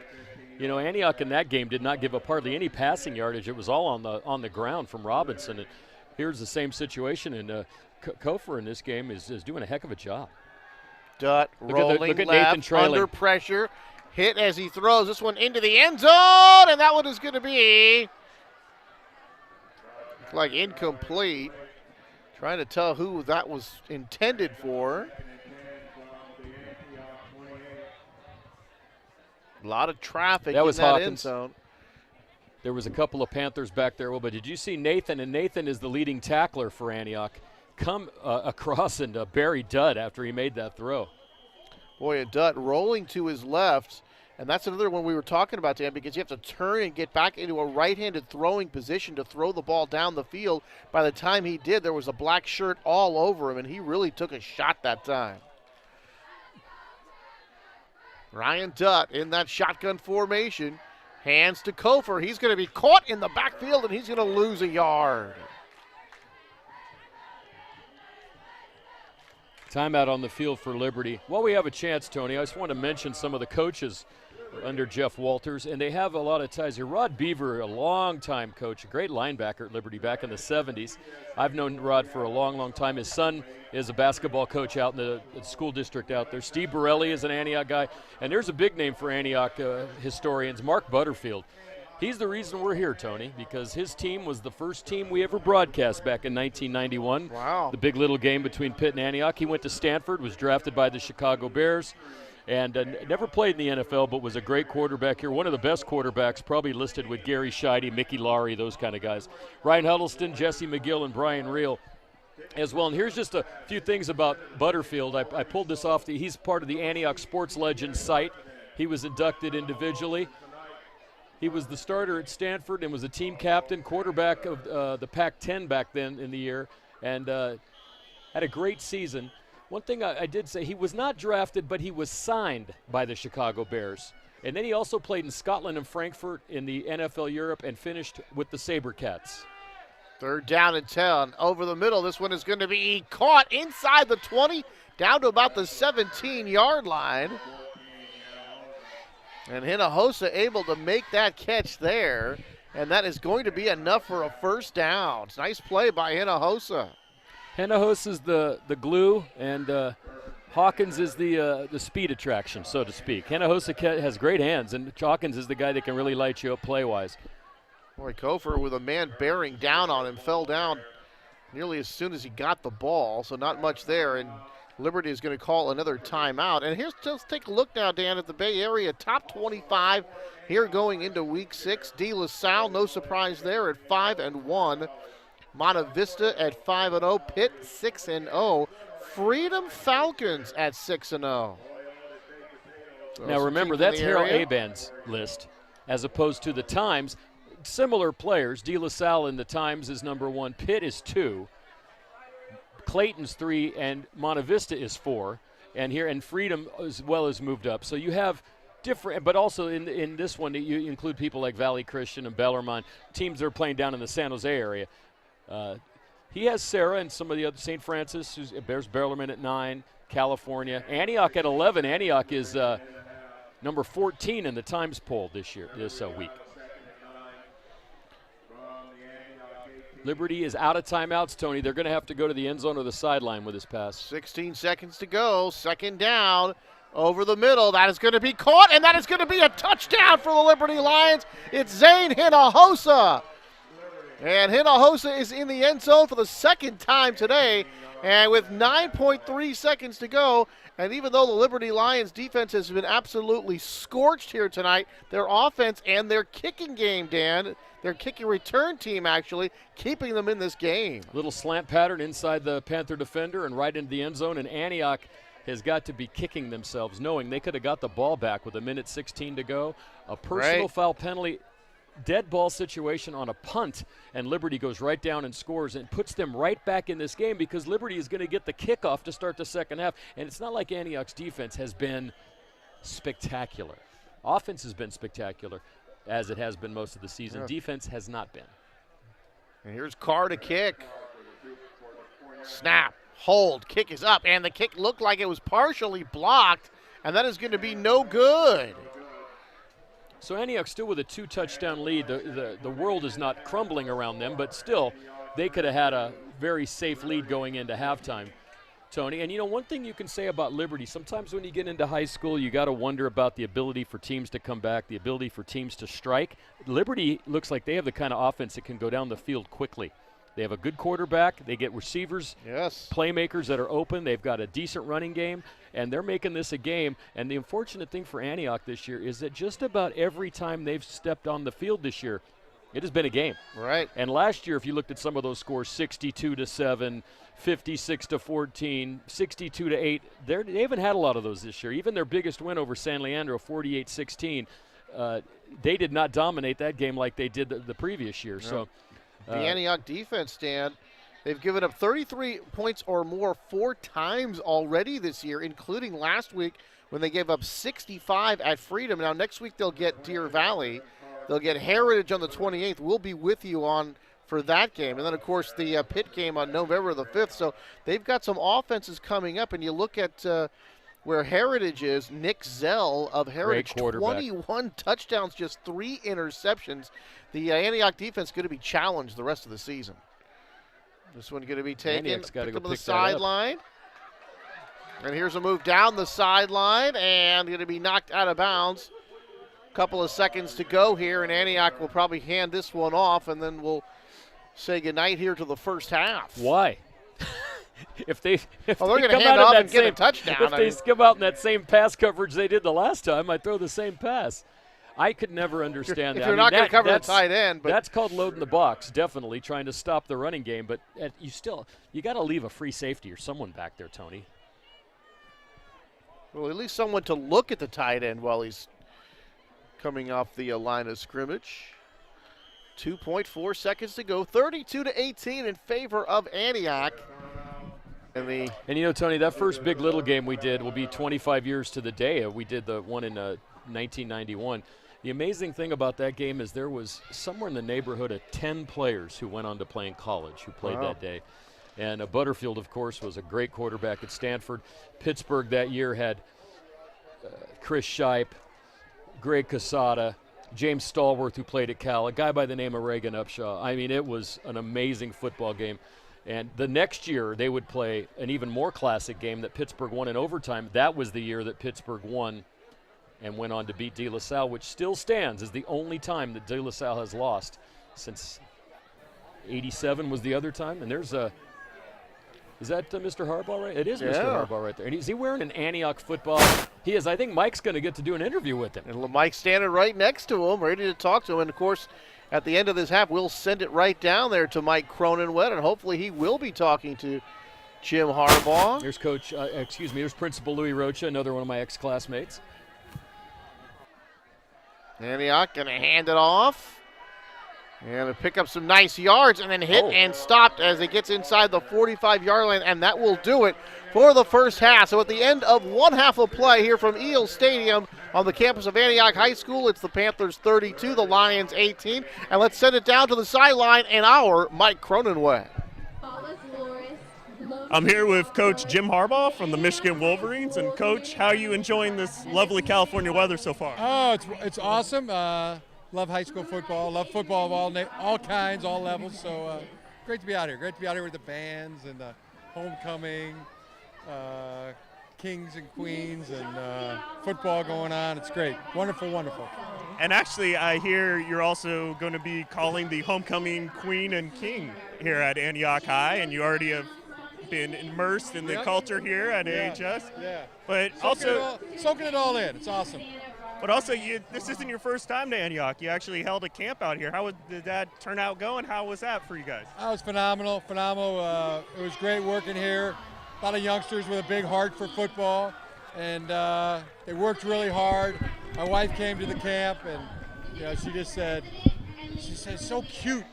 The way they just want to show what they can do, and everybody's going through those bags and around the cones. And I said, well, you're right, Sarah, but cute is not a word that we usually associate with football, but she was exactly right. I mean, it was a wonderful day of being in football. So good to be back. Brings back a lot of good memories. Well, thank you and welcome, and hopefully you have a safe ride back to Ann Arbor on Sunday. Thank you very much. Thank you. Back to you guys in the studio. All right, so that will do it for the first half, 32-18 in favor of Antioch. We'll be back to Eel Stadium with more right after this.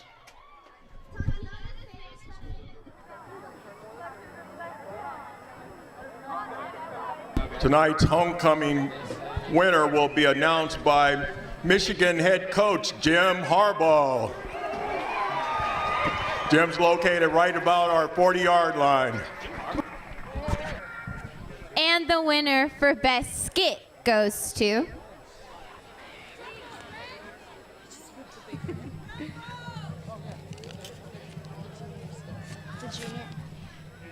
the Junior Skit featuring Catherine Kaycon and Tatiana Mendez.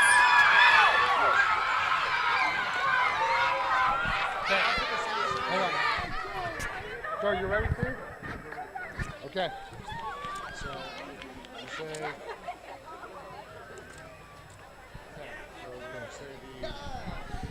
Hello, I am very proud to announce the 2016 Homecoming Queen.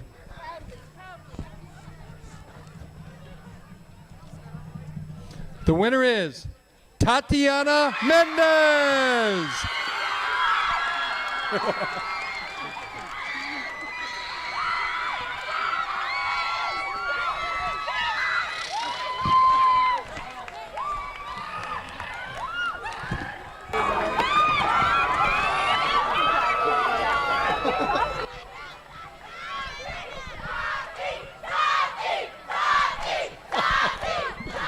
Awesome.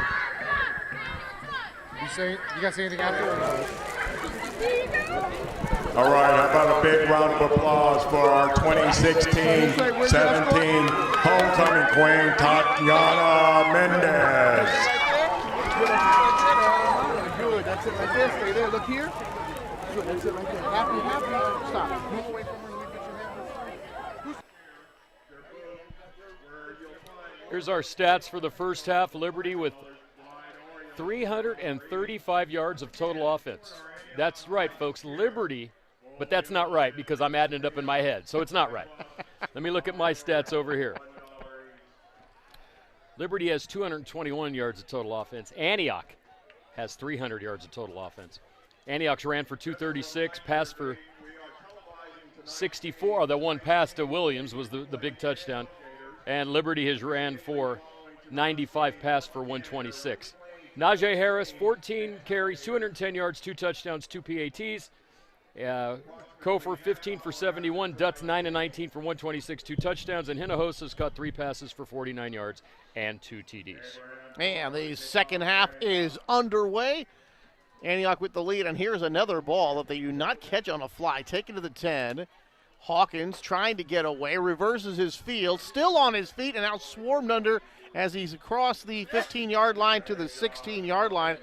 And sometimes when you don't catch that kickoff on a fly, Dan, it works out just fine. Other times it doesn't work out at all. First and 10 for Liberty. It hasn't worked out, and we're looking at halftime score from just down the road. Pittsburgh 21, Heritage 7 in a battle of unbeatens. And we'll try to get you with the Freedom score as well that they're playing tonight against Deer Valley. So let's give a let's give a shout out to our very own Mike Cronenwett. And how about that Get interview with John Harbaugh? And we know why John Harbaugh's here this evening, don't we, Dan? Yeah, he's here to talk to us. I think that was what I was told. Yeah, he hasn't stopped his old by. friend Ferris Anthony, who's over here in the booth. But you know he's trying to steal Najee Harris from Alabama and Coach Saban. Here goes the Liberty Lions up the middle, and they've got themselves a nice game going out across the 20 to about the 20, well, right about the 20-yard line. And they'll bring up and Tony 3 Freedom yards. having no problem whatsoever, 35-0 over Deer Valley. So Freedom is another team. Freedom in Pittsburgh is another game that looks like it could be for a BVL championship. But if Antioch wins out, they can still win the championship. So lots of interesting games to be played with 4 weeks to go in the season. There's Dutt, hands off, not much there. And was that ball loose? I think it is loose. Picked up by Antioch. Coming out of the pile is the Panthers looking for some room. And down inside the 15-yard line goes Cameron Nathan. So at the very end of that play, that ball was fumbled by the Lions. The Antioch Panthers pick it up, and they are in business here as they are going to be set up inside the 15 down about the 13-yard line. And we've got an injured Lion on the field. That looks like the gentleman who made the tackle at Nathan after he made a nice run. He was kind of stumbling there at the end, and it looks like and I hope that's not Vanderwoof. Miss any action from tonight's game or just want to see it again? Come on down to Tailgaters in Antioch and relive it. 4605 Golf Course Road. That's Tailgaters Sports Bar in Antioch. So we've got an injury on the field. This might be a loss of breath type of thing because this happened at that tackle. We certainly hope it's not a leg injury. But they're talking to him, and no one is really – yeah, I see he's getting up. I think he got hit when he made that tackle. That's number 77. That's Keenan Norris. He made the tackle. He's one of their starting tackles on offense. But he is also limping, so I don't know if it was a – well, here's the play again. Boy, it looks like down in the pile, Dan. Did somebody just fall on his leg maybe? No, watch here. After Nathan makes this run, now watch the trailing. Right here, 77. There he is. And I don't see how you could really – he looked like he landed on top of the Panther, and he's having a bad time walking off the field. So interesting how that injury developed, Tony. I thought maybe he lost his breath when he came down with that big hit. It's definitely a leg injury. You can see him favoring his right leg as he is walking off slowly on the field. And we'll take this time to tell you about Redwood Painting Company. Protective coating systems for commercial, industrial, and residential clients for more than 60 years. Thanks to Redwood Painting Company for sponsoring Panther football.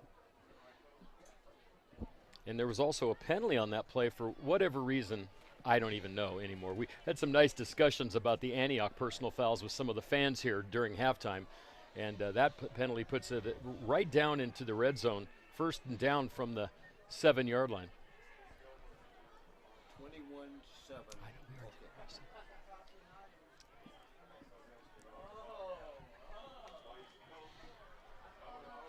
All right, so first down and goal for the Panthers, set up at about the 7-yard line or 6-yard line. Here's Najee picking his way through, and Najee going to get down to the 2-yard line.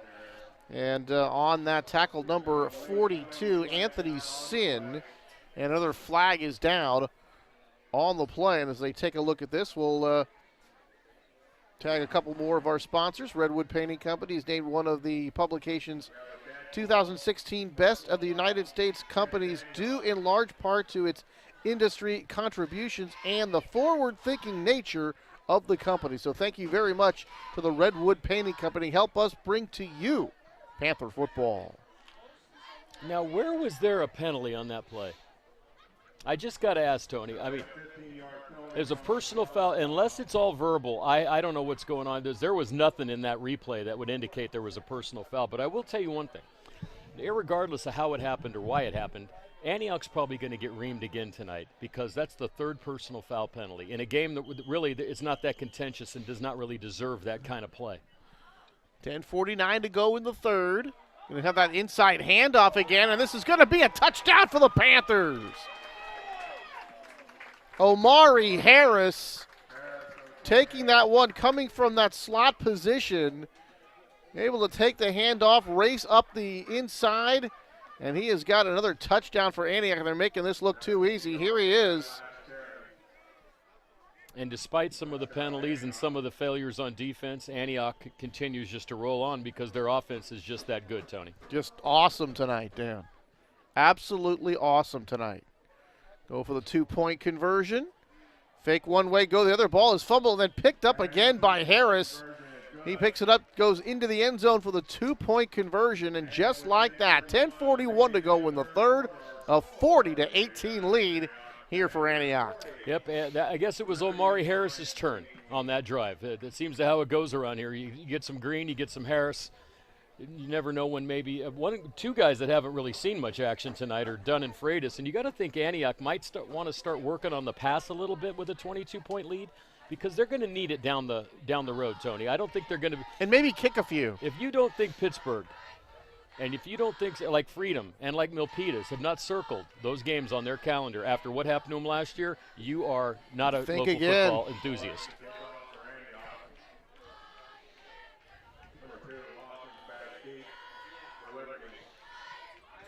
All right, here's Antioch to kick it off.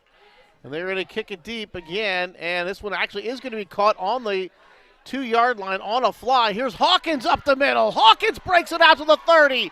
Crosses the 40, crosses the midfield, racing down the far side, cuts it back at the 32, and is inside the 20. Another huge return for Trajan Hawkins, and somehow, even though Liberty cannot stop Antioch on offense at all, somehow, Dan, they're still hanging around this football game. Well, because special teams play, which they put an emphasis on tonight, which is something other teams are probably going to be looking at as well.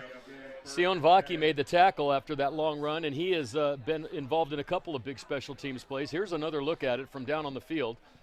And a lot of this has to do with Hawkins being a very good returner as well. You don't have that a lot in your Well, that is an 81-yard return on that kickoff to go along with his 91-yarder for a touchdown earlier in the game. Kofer. And he's going to get a couple of yards up the middle, and that's all for Sturgis Kofer. And that'll bring up second down here for Liberty. Short gain that time, but once back to the special teams. And this is something, Antioch, this is no secret. We talk about it with their coaches. Other coaches talk about it. Special teams is an area you can exploit with Antioch. Defensively, getting them into a rough game with penalties. We all know what Najee Harris can do. So Antioch is you kind of know what you need to do against them. But unfortunately for Antioch tonight, they've still been able to outscore Liberty despite the mistakes.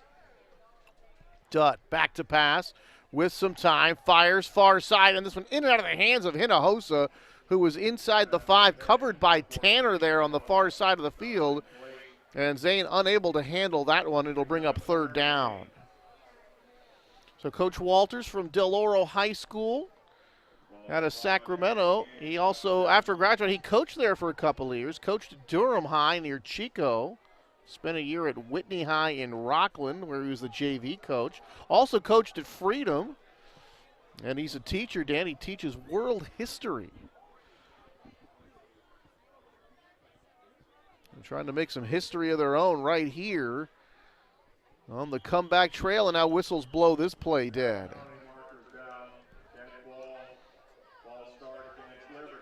Yeah, they're movement on the line that time, Tony. So neither team playing a clean game tonight. But Liberty is being penalized way more for these false starts than Antioch. As we mentioned, for those of you that followed the team from last year, Antioch had a lot of false start penalties, and they've really cleaned that up this year, even with a sophomore quarterback. The center snap thing hasn't been a problem, they thought. But it's the personal foul penalties, the big penalties on defense that are hurting them. And Antioch is going to get the sack all the way back to the 31. A host of Antioch players, Nate Jackson, Cameron Nathan, among others. Also, number 59, Elijah Avery on that play, and that was just a bum rush to the quarterback. Sack, Tony, and you don't see that a lot. Nathan, the leading tackler, Jackson, the leading sacker for the Panthers, were there with a couple of their buddies. And Dutt, luckily for him, it was a clean tackle because 4 guys hitting you all at once probably doesn't feel too good. There was probably close to 800 pounds of beef on that tackle. Boy, nobody blocked the Panthers on that play. They need the 9 for a first down, Tony. And this is going to be a 4th down and 23. Here's Dutt back, firing for the end zone. And this one's going to be intercepted in the end zone by the Panthers. Avery made the first tip. Harris made the interception, and that was, you see the, I'm sorry, that's number 16. That's Tahiti Harris. But you can see the potential. They have some speed and some talent in their defensive backfield. This time the ball was hung up for Hawkins. Now here's a nice tip, and he didn't even know he was just trying to knock it down, but there was the trailer. Made the interception. Antioch takes over at the 20. Left by 22 with 8:50 to go in the third quarter here on homecoming night at Antioch High School. There you see the third quarter score, 40-18 in favor of the Panthers. 8:50 to go here in this third quarter. Antioch firmly in control. The Liberty Lions offense and kicking team give them some opportunities, but they just cannot get it done on defense. Here is Day Green going around that left side. He picks up a nice gain here on first down, and that's going to be about 7 yards. That'll bring up second down and 3. So Antioch using a variety of backs now here in the second half. Najee's still in there, maybe as a decoy. Maybe he'll get a few more carries, but you know you got to protect him, Tony. He's been hit a lot in the last 2-3 years. He's actually playing quarterback now in a kind of a wildcat. Or here around that near side, cross the 40, spun around there is Green. He picks up the first down. Big gain here for Antioch, and the beat goes on, Dan. Just that same situation. The Liberty Lions completely befuddled on defense. That's tonight's word, befuddled. It could be size, it could be speed, talent, all the above, Tony, for what's happening. But when you got a guy like Daylon Green as your backup running back, who'll be a feature back next year. And here, look at this, Najee at quarterback. And he's going to hand off. And another big gain, another first down, out across the 40, inside the 20, all the way down for a touchdown. Damone Dorsey, number 8, touchdown Panthers.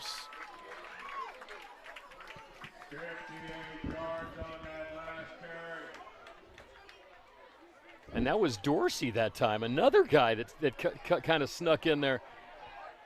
But look at this, just went around the end. He had a seal block on the outside, and he just outruns the rest of these guys. They're just too fast for the Liberty defense. 58 yards on that one, Dan, and it just seems like whoever gets the ball for the Panthers tonight, things are just it just parts like the Red Sea. One completed pass tonight, Tony. Unreal. This is almost like the old Ignacio Valley offense where they ran the ball 57 times, passed once, and that one pass was a touchdown. But in those days with that hot potato pitch, and they are going to make the 2-point conversion anyway. It looked like they were going to stop Najee.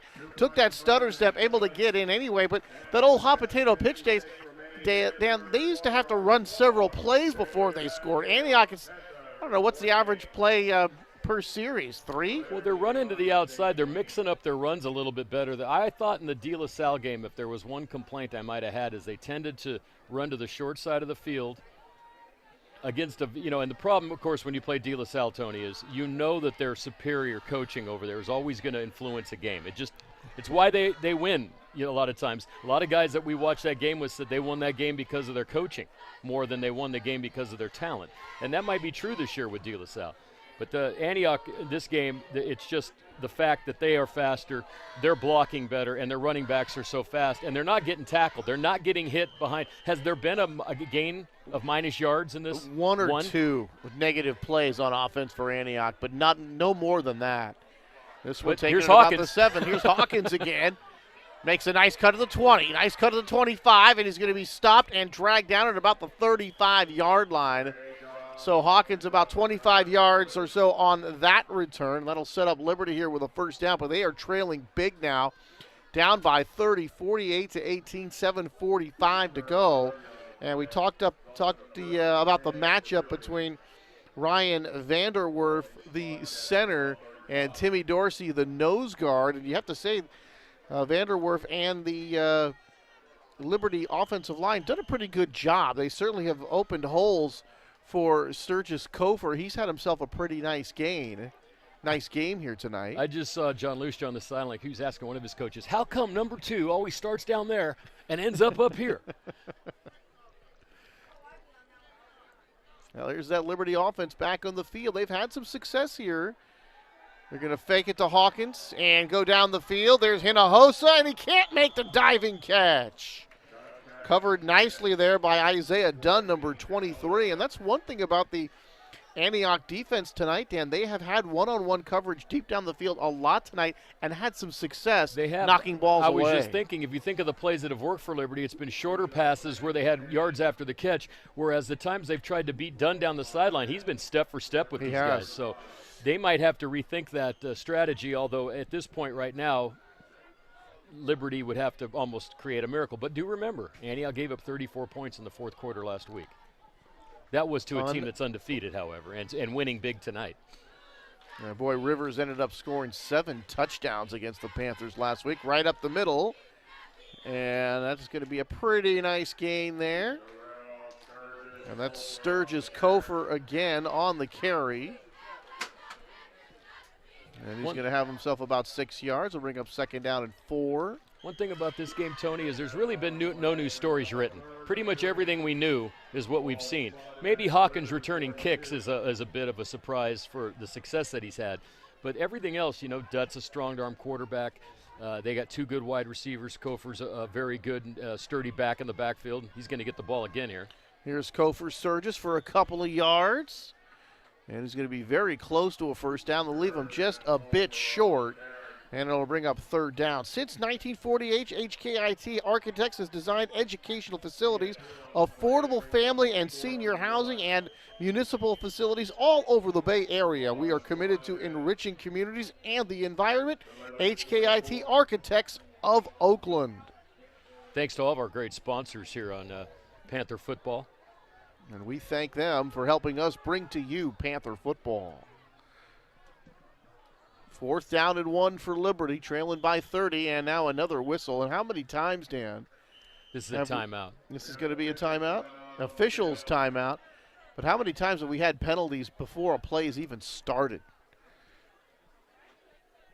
Boy, that is a very stern look from the official. Came off the field for maybe a equipment adjustment. And the Antioch, that's why I don't think this is an official. This was an official timeout as opposed to a timeout charge to either team. On 4th down, Dutt going to try to get back to the line of scrimmage, and he can't do it. He's going to be stopped short.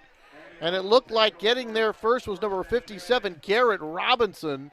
And the Lions stopped short. They turn it over on downs, and Antioch's got the football back. I wonder what's going to happen. Well, as I mentioned, but see, that now you're in a pickle, Tony. You know what being in a pickle means? Yeah, it's a tough you're situation. Inside a cucumber. Like in Clay I remember that one. Thank you. Yeah.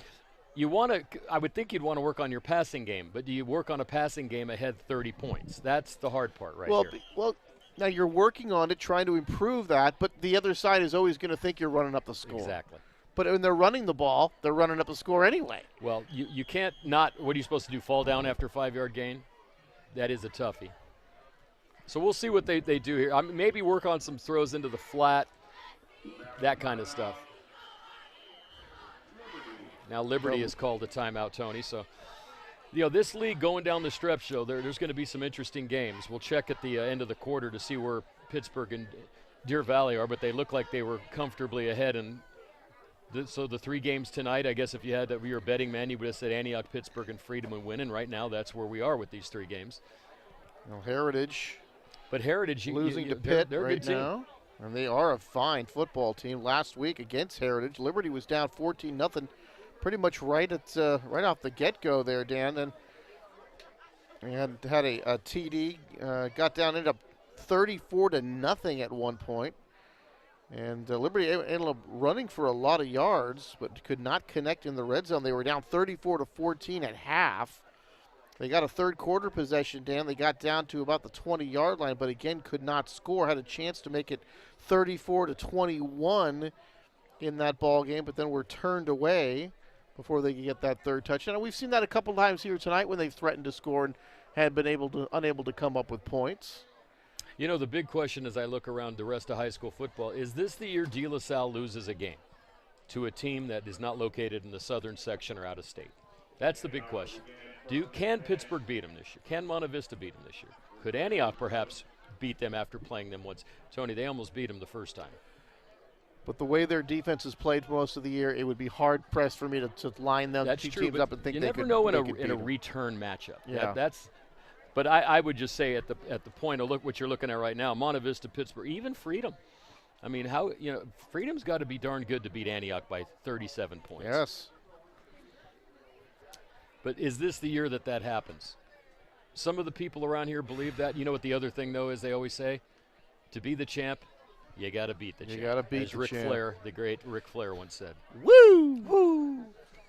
Styling and profiling. I never liked that kind of wrestling. It was never big into it. But some of the characters, you have to admit, were pretty funny. They were fun. That's why it was watchable. Actually, one of the great characters of professional wrestling is sitting about 6 feet away from us. Ferris Anthony. Ferris, the Earthquake Anthony, who was a champion in the mid-states, wrestled in the WWE and the AWA, and he beat Cowboy Bill Brown in Kansas City one night for the mid-stage championship. I remember a Cowboy Bob Orton. Well, Bob Orton is Randy Orton's father, right? He's I remember WWE him. Hall of Famer. But Ferris actually had the strap. Wow. And after a fairly lengthy delay, we are finally resuming here. 1st and 10 for Antioch. Inside the 45-yard line at the Lions 44. Najee, left side, 40. And then he's going to get submarined as he gets inside the 35. He will pick up a first down, about 12 yards for Najee. And to see him take some of those low hits tonight, I'd take him out of the ball game right now. I was right with you when I saw them go for his knees. I was like, how many more of these are we going to take a chance on? He's moved. He's had a injury, not a one that would force him out of the games, but enough to cause some pain. I think they might be saying, we don't really need you anymore tonight. And he's coming off the field, just as Dan and I were talking about that. And for Coach Lucido, I think that's the right move. Carnthong fires, and this one's going to be incomplete. And the flag flies. The pass intended for Gaudy Campbell, number 11. And there was some contact made. It looked like just before the ball arrived. So it looks like this is going to be a pass interference penalty against the defense. Yeah, Tony, there's a reason why they pay us the big dollars to come up here and announce. And for us to have that same thought at the exact same time is just one of those moments. But he's going to finish with over 200 yards. And, that's the problem, Tony, with a guy that's played now 3 varsity seasons in a very tough league against very tough competition.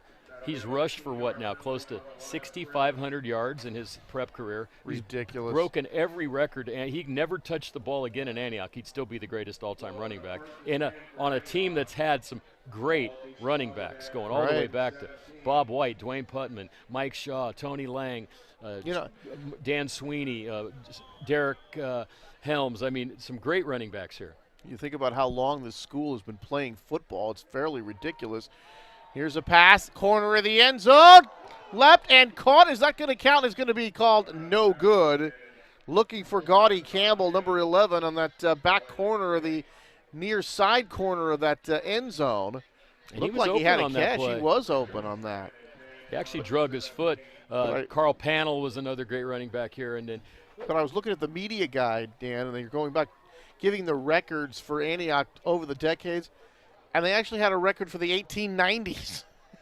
Was Dave Jackson on that team? I couldn't believe that. Leading rusher Dave Jackson, 8 carries, 42 I think Dave drove yards. the wagon train in those days. From back and forth into Pittsburgh? Yeah. There's that inside handoff again. And here's Antioch running into the end zone. Touchdown, Panthers. Boy, they've run that so successfully. Antoine Tanner this time, 17 yards out, and the Panthers are in the end zone yet again. I'll tell you, Tony, you mentioned it's almost like next guy up. Who wants the touchdown? Here's Tanner on that same little reverse play. And there's just no one at the line of scrimmage, which I'm not the greatest football mind of all times. I'll always tell you that. I like to come up here. I know a little bit about it, but that's got to tell you the line is doing a heck of a job. And now they're going to kick an extra point. And 2 of the people in the press box fainted because they've never seen a kicker on this field. Well, here's Abe Torres to line this one up out of the hold of Abram Carthong. Low snap picked up by Carthong. The kick is up, and the kick is good. You know, the kid's not a bad kicker. Well, talk about he's got a pretty decent leg. You got to wonder. There's going to be a time when they might need that. Oh God! field goal. And that time Torres fielded that one like a shortstop. That ball rolled up to him, Dan. He was able to get that one San Diego Chargers up and just called in, for and their holder. Able to get it in. You missed that line, Tony. Went right over I your did head. not see the end of that game. The San Diego Chargers just called. They would like that guy, the holder, to come down to the game. Well, they already played this week, so they have 10 days off. Watch that. Snap, the hold, and that kick is good. And all the Boy, Raider Torres. fans are going like this. I remember that last week. Wow. Harris, 52 yards. Harris, 49 yards. Green, 1-yard run. Williams, 64-yard pass. Harris, 17-yard run. 58-yard run for Green. 17-yard run for Tanner. Unbelievable.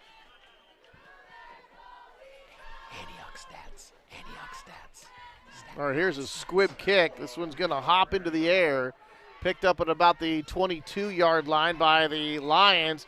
And this one now, Hawkins has got it. He's going to go out of bounds at about midfield.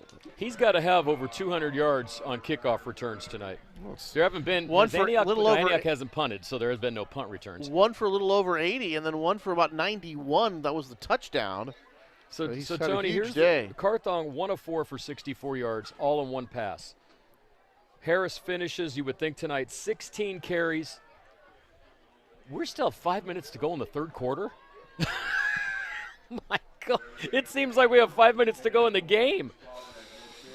So I guess the clock will be running in the fourth quarter. Harris has 228 yards and 3 touchdowns.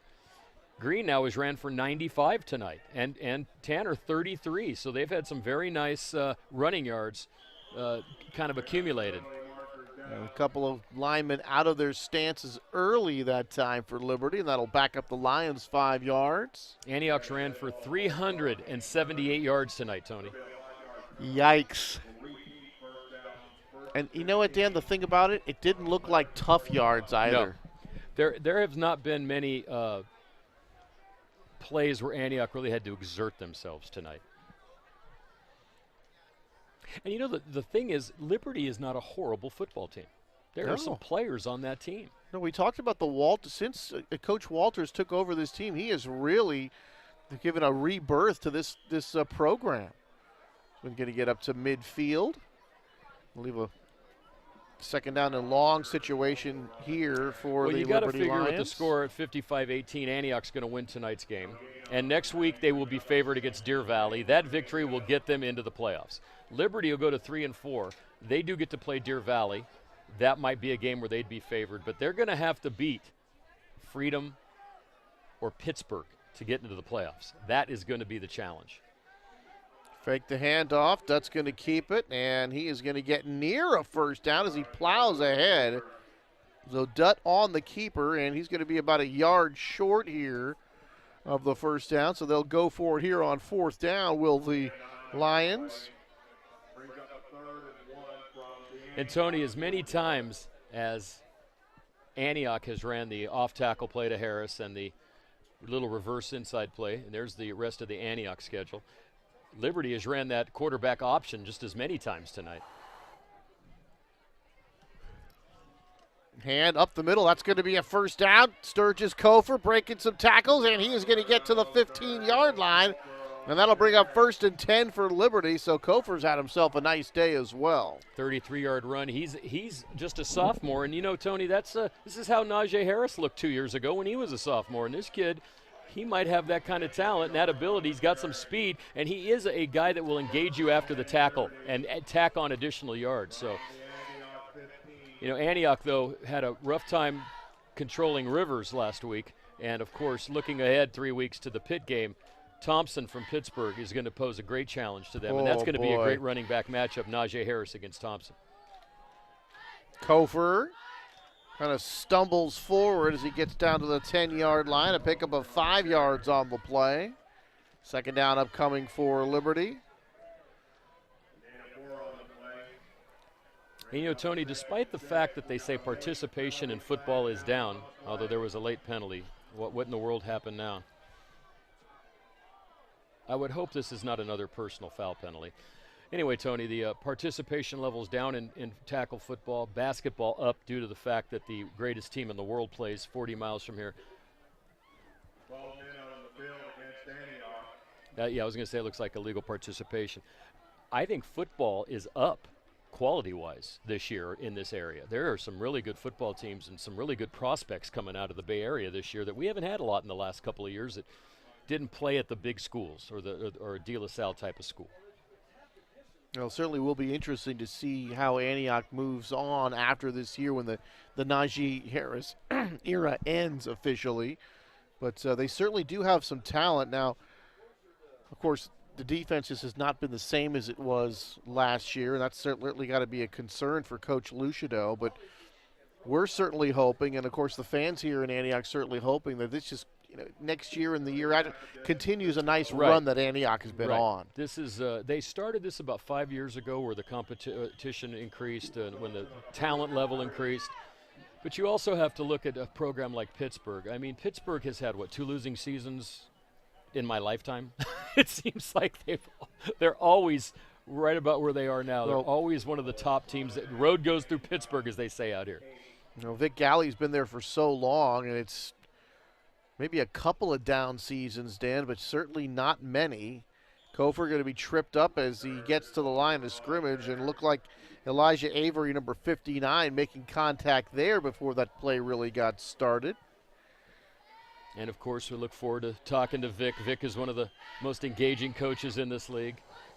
A lot of fun. He'll give you a lot of facts. Here's Dutt trying to get outside, cuts it back to the inside. He's going to get right down to the goal line. And that will bring up a goal-to-go situation here from the 1. RGM Associates has earned its reputation as one of the most professional, experienced general contracting and construction management firms in Northern California. They are a proud sponsor of Panther football. I mean, one thing about Vic Galley, too, Dan, what I always liked about him is he tells you exactly what he thinks. Even if you don't want to hear it. He doesn't pull any punches, that guy. And Kofor is going to go over for the touchdown for Liberty. So they get a nice kickoff return to the 50. They go the distance, 50 yards on that drive for the touchdown. Scoring points, not a problem for the Lions today, but can't stop anybody. Big emphasis on special teams. It seems like whenever they get that big boost off the kickoff return that Hawkins has provided, they go down and score or have scored off the kickoff return. Whereas when they kind of start at the 20-20, other than that one on the 2, that was a great drive that led them to nothing. They tend to have a little bit of a boost off of his return yards, which are well over 200 yards tonight. So here's Carr, who's not had much success kicking PATs here tonight. They have not had very much success with the 2-point conversions either. This one's a snap, the hold, the kick is good. And the Liberty Lions tack another one on. And with 2:10 to go here in the third quarter, it's the Panthers 55 and the Lions 25. So, Tony, as we were talking about a lot of these teams, we talked about De La Salle, of course, Pittsburgh, Clayton Valley, who we won't see, but I think Clayton Valley is one of those teams that might have positioned to play up this year in the playoffs. Have to wait and see on that because they're a Division II team during the regular season. Monte Vista has had a great year. Hayner at quarterback over there has done a great job. Freedom, of course, who's going to be 7-0 tonight after their victory. California is still a team they're doing really well. You have to look for. And even Foothill, who started out 0-3, has won 3 straight games. So that's a team that's always well coached and can come on at the end. Campo Lindo, who doesn't play in this division, but they're always an interesting team under Coach Macy. He's up at 4-2. So there's a lot of good talent. Miramonte, of course. Miramonte, Campo Lindo, that's like these two, Antioch, Pittsburgh, when we mention those two when they're playing. The Grizzlies always kind of remind me of a little bit of Liberty in the sense that for a long time, the lights have gone out. It's Super Bowl 47. Jim Harbaugh's here. Jim Harbaugh's here. The lights have gone out. Where is Harbaugh? Now, is he near the now electrical the thing box? Is Liberty going to make a great comeback? I That's the thing. I think I see Coach Harbaugh down there on the sideline. Was he near the electrical box any point? Yeah. Unreal. How did that happen? So darkness has quickly descended. Yes. Wow. So here comes, I see a maintenance guy coming over in a cart. So hopefully this is just a momentary You can see delay. the south end of the field, Dan, is very, very dark. Well, while we have this time, Tony, let's check in on the other scores. And let me get a couple more of You go our ahead and do some sponsors business out there, of the and I'll way. do this. RGM and Associates specialized in coordinating the design and construction of public facilities, including public schools, such as right here at Antioch High School, another proud sponsor of Panther football. And Tailgater Sports Bar and Grill, proud sponsor of Panther Athletics, your home for great food, sports, and entertainment. That's Tailgaters in Antioch. We'll be there after this game. And, of course, Sunday for 49er football. I think our colleague Ronn Carter and I will be there and watching the Rams and the Lions and the 49ers and the Bills. Those morning games. A lot of good games in the NFL coming up. Redwood Painting Company, protective coating systems for commercial, industrial, and residential clients for more than 60 years. Thanks to Redwood Painting Company for sponsoring Panther football. As far as I can see, Tony, there's been no updates. Still Pittsburgh 21-7 at halftime. Deer Valley 35-0 in the third quarter. Let's go see what those pesky De La Salle Spartans are up to while we're on our break here. Pesky. Pesky, yeah. Anyone's ever used that term to describe De La Salle.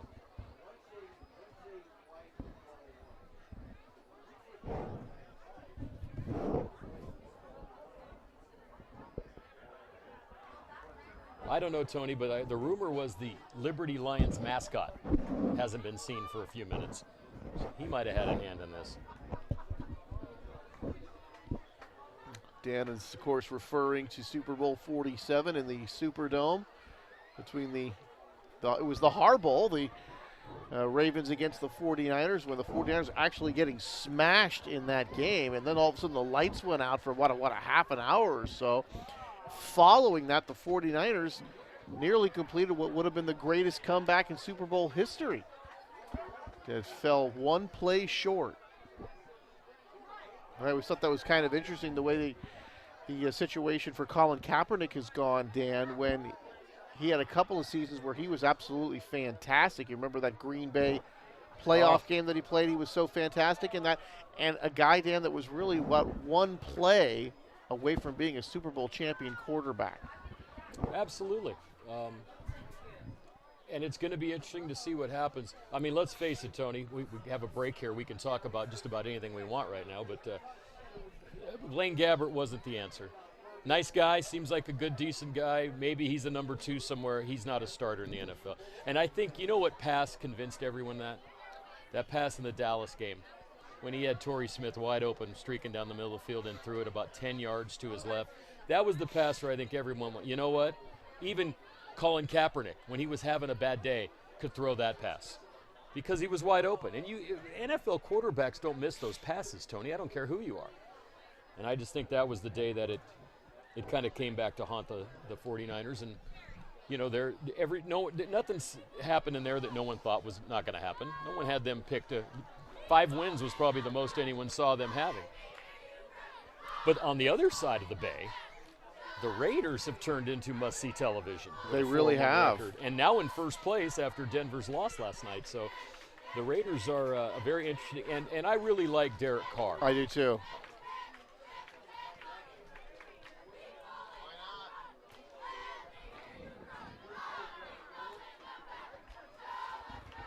And for those of you that weren't watching the game tonight, another sports update. The Warriors won a preseason game tonight, no shock.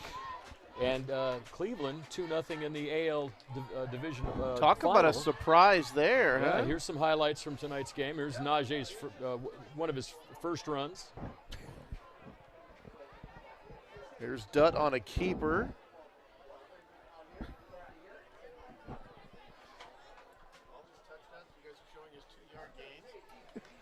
Here's the interception.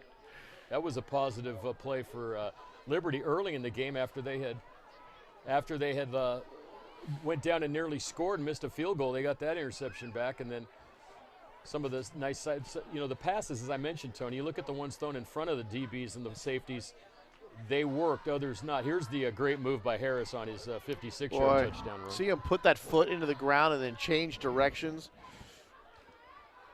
Hard enough to get him down, Dan, when you got a crowd around him, because he always has those little spins and those quick little cuts to get away from people in a crowd. But when you're on an island, when you're out in space against him, it's almost forget it. Well, when you think about it, Tony, a great running back, you think speed, he has it. You think elusiveness, he has it. You think power, he has it. Is Carlos Hyde as fast as Najee Harris?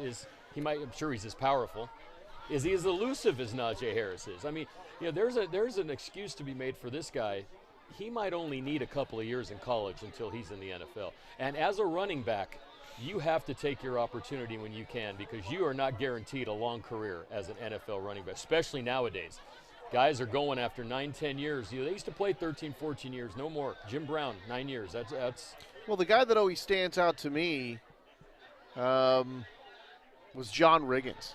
Right. The way he had a great career. He was actually almost better after 30 than he was before that. That doesn't happen very often. It really in sports at all, but especially as a running back in the NFL. Here's Dutwood. That was a beautiful pass to Hinojosa over the middle on that pass that coming across the middle for Hinojosa. That was really a nice look there. That just gets open. Now, this was an interesting play because they ran another player. They've ran that play. I think 3 different guys have scored touchdowns off that play tonight. Here's Dutt's long throw for the interception in the end zone. Great D right there, and then the tip over to the trailer. That was Harris. And what happens if this if the lights don't come back on? Do we call it, Tony? Is it have we played enough to call this game? Pittsburgh is ahead 56-7 over Heritage. Wow. Now, would you? Wow. Now, Tony, think about that. Heritage is undefeated. Yeah. No. But the one thing Heritage didn't bargain for, other than Deer Valley, they still have to play Pitt, Antioch, and Freedom. And, of course, well, tonight didn't work very well. And there we're going to have Heritage, and that's going to be a big game for Antioch for playoff seedings as well, Tony. So Heritage going to get their first loss tonight. You see the 3-6-0s. Freedom and Pittsburgh will both stay at the top of the BVAL with those perfect records as they'll move to 7-0. Antioch on their way to 4-3, just the opposite for Liberty, and Deer Valley losing again. And boy, that's kind of a funny situation. Deer Valley looked like they were putting several good seasons together, and then all of a sudden they've kind of crashed and burned this year. 56-7. There you take a look at the Bay Valley standings. And we are in an intermission, a rather Tony, lengthy one here with technical difficulties with the lighting. Just interesting enough in the Pittsburgh game, Pitt scored 35 points in the third quarter. Yikes. Wow. Just doesn't seem like you'd get the ball enough to be able to score that many times in a quarter. Well, but then again, Antioch has 55 in the third quarter, and Pitt has 56 in the third quarter. So. Oh, I thought you meant totally in the third quarter. No, they scored 35. In the third quarter. Yeah. It was 21-7 at halftime. It's 56-7 after 3. Yikes.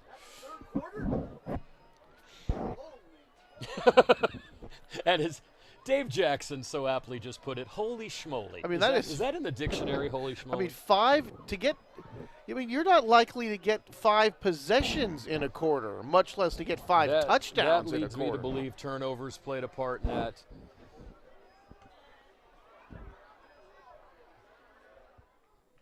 We've added 5 minutes to the clock, so the game will restart at the 2-minute, 10-second mark.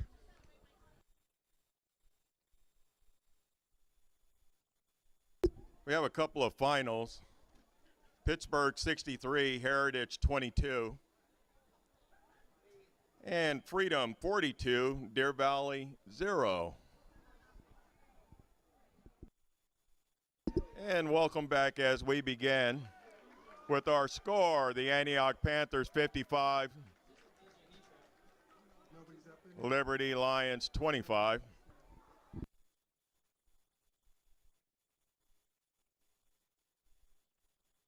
when play resumes. Number 26, Tristan Card, will be kicking off for Liberty. And we are back at Eel Stadium here in Antioch. A surreal scene. I guess we should thank the folks at PG&E for rescuing us here. Better than an hour delay, but we are ready to resume football. Somebody told me Antioch. the last time they were at a scene so surreal was when someone actually handed me a diploma at graduation. That was surreal to them too. So. I'm just saying, Tony, that's what they told me. And yes, football is back here in Antioch tonight, and it's an onside kick, and it looked like the Lions have recovered. And they have. That one bounced right off the chest of the Antioch up man and right into the hands of the Liberty player coming down to pick up that ball. So down by 30, 2:06 to go. Every game in the BVAL tonight, Tony, has been decided by 42 points. Yikes. And one was 42, one was 43. So and this is 30. So the target, I guess, is 42 tonight for yeah, not really any nail biters, more like slamming your thumb with a hammer type of thing. Well, the situation is this: 55-25, 2:06 to go here in the third quarter. And it's about 20 after 10 here. And out of pass. And he's got a man that was going to be intercepted by Antioch. Najee Harris, the ball was thrown a little bit short. Looked like it was intended for, I thought it was number 27 for Liberty. I don't have a number 27 on my I think it was roster. Isaiah Avery. It might have been running back there. Could have been Avery. We'll take a look. Now, actually, Avery's still in the backfield. Number 24, take another look at it.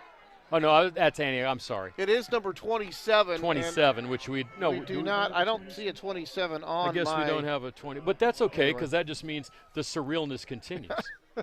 Anyway, you know one thing I've learned, Najee Tony, Harris with the interception. You don't throw the ball towards him either. Just about every time you throw a kind of a jump ball towards Najee Harris, he ends up with the ball. So now adding to his night, over 200 yards, 2 touchdowns or 3 touchdowns, PATs, interception. And I don't think he'll be in the offensive backfield much. And handoff. Antioch around the near side and hit and out of bounds. And that's going to be number 6, Day Green with a nice gain. Day's having a nice game. He's going to be over 100 yards. Here's Day able to cut it to the outside. That was Carthon with a nice block on Gray. And, boy, the blocking on the flanks for Antioch has been fantastic. Been really they good wanted tonight. to turn the corner, Dan. They've had that corner all night long, either side. Handoff, Green. There it is pops again. it out to the left side, breaks a tackle, and is spilled up past the 35 to the 36-yard line as the third quarter winds down, under a minute 40 to go. Now, the situation is this, Dan, of the 30-point lead. If it gets to 35 or more anytime in the fourth quarter, automatically they're going to go to a running clock. So that is the football version of the mercy rule.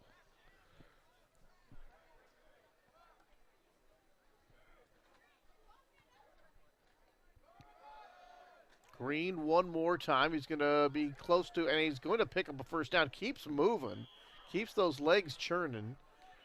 And this will get him out to close to the 40-yard line, or right on the 40-yard line. That will be a first down for the Panthers. One thing I hope, Tony, for both sides is that no one gets hurt here after this long delay, and bodies start to cool down a little bit. And they only gave him 5 minutes to warm up. Yeah, they said it was going to be a 15-minute warm-up. I was really period. shocked about that, Dan, because I'm with you. You could really, you get cold, and it takes a long time to get warm in this time of night, especially with the cool temperature. And if you get somebody hurt, that would be a very difficult situation. Here's a pass down the far side, and that is incomplete. Carthon looking for Isaac Freitas on that go route on the far side. Good defense that time. Both teams have played good pass defense down the sidelines in this game. It's been, Antioch's only completed one pass tonight, and that was for a touchdown. And as we talked to Coach Lucido during the break, and he said, we saw that they didn't have a safety on that touchdown pass, and Carthon made the right choice to throw to Williams. Green trying to get away and reaching out and grabbing him at the last moment, keeping him from getting away. It was Mateo Buak, the defensive lineman, number 90. And Tony, we did get some finals in while we were gone. Pittsburgh 63-22 over Heritage. and Deer Valley 42-0 over. Excuse me, Freedom 42-0 over Deer Valley. So at the top of the BVAL, we still have 2 undefeated teams at 7-0 who clash in week number 9, and then of course Pittsburgh and Antioch play in week 10. There's a pitch. Little option pitch that time. Green, penalty. Right side, breaks a tackle, cross the 50, cross the 40, and then hit and knocked down. And then he is going to be down inside the 40. This might be in the area of an illegal block, Tony, because Antioch had pulled all their linemen out, and usually you start getting craziness, maybe a block in the back or a legal block here. And they're coming back. Bring this one back. So it's Zane Hinojosa, and he has actually, missed some tackles. Of course, when you're going against Najee, that's going to happen, Dan. That was a forward pitch. That's actually a pass in that situation there. Don't see that one too often. And there's that tackle by Hinojosa. I mean, usually, Dan, when you see that shovel pass, it's straight ahead. Right. Into the line. This yeah, one's a kind of sideways shovel. A bit of an angle, but that is actually a pass. Is it an angle shovel pass or a sideways shovel pass? Looked like an angle. Angle shovel pass, okay. Little pitch. We'll call it a pitch, Tony. I kind of like that play, Dan. If the ball is juggled and drops, at least it's an incomplete pass and not a fumble. Back in the good old days of football, when I actually tried to play, we used to do that reverse pivot and pitch the ball underhanded to the back. We don't hardly ever see that play ran anymore. And that will do it for the third quarter. Antioch 55-25 over the Liberty Lions. And now to the fourth quarter we go. And in which just been a very odd evening, to say the least. And now the crowd looks like a September A's game, is what it looks like. Not as many people in the stands as we might. And down to the sideline for Mike Cronenwett. Hero Coast Lucido as his Panthers are up 55-25, and kind of interesting developments there with the lights going out. Was that have been a first for you for that to happen? Yes, it has. We've been through weather and lightning and all that, but never power outage. So this is a little different. Well, good luck in the final quarter here, and hopefully this is a quicker end to a marathon so far. Hope so. All right, back to you guys. All right, thank you very much, Mike, with Antioch head coach John Lucido, and very interesting situation. And we got to talk to him before they resumed. How many times do you get to go down on the field and talk to the coach during the game? Never. Carthong with time, throws, far side's got a man, and this one's going to be over the head and incomplete, looking for Isaac Freitas. Hinojosa there defensively for Liberty. That was actually, Tony, Isaiah Avery, number 24, that was down there. Or was it 34? I can't. Yeah, I saw number Tony, 3. I saw 24 and 34 Okay. too. You know what, Tony? In the surrealism, in the Dali-like setting that we're in right now, with lights and playing at 10:20, and a number of my friends went home to go to bed because it's past their bedtime. God only knows who that is. But as I was talking to our stadium announcer, had the same thing. It's very hard to see these numbers because the black on black from far away with the and not on high def here on the monitor. And Antioch punting. Don't see this very often. This one rolls inside the 30. A nice kick that time, and that'll be down to the 27-yard line. So Liberty will get the ball back. Clock stop with 11:41 to go. It's the Panthers by 30 here. Homecoming here in Antioch, and homecoming, and most people they've gone home. Yeah, homecoming was right. The cheerleader contingent there's about 3 left, and they're doing a great job in front of us, the Spirit Squad. But and the band, of course, has to be up and gone tomorrow at 4 o'clock in the morning for a competition in Santa Cruz. I was told this. So everything is just kind of weird. Very unusual situation, a power outage that delayed the game for over an hour.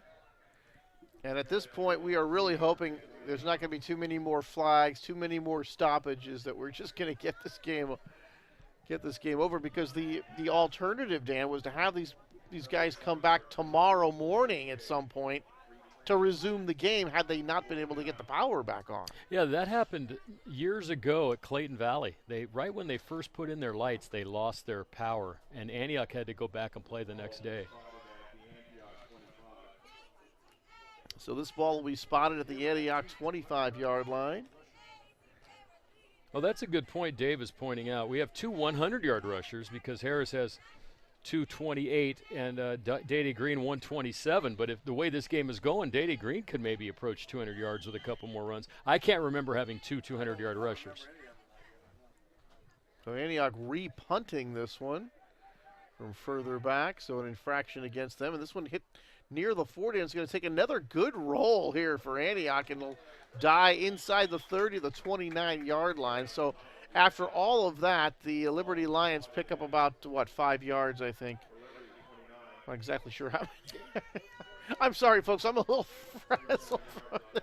It's all fuzzy right now, It's Tony. a little It's all fuzzy right now. That is for Announcers, sure. players, everyone. When you sit around for an hour and don't have action, when you come back, especially when you come back to a game that's a 30-point game. It'd be different if this was a close game. Bothman Construction, understanding your goals, exceeding your expectations, building your world, realizing your vision. Bothman Construction, another proud sponsor. Under pressure, trying to get away, and going to pick up some yards.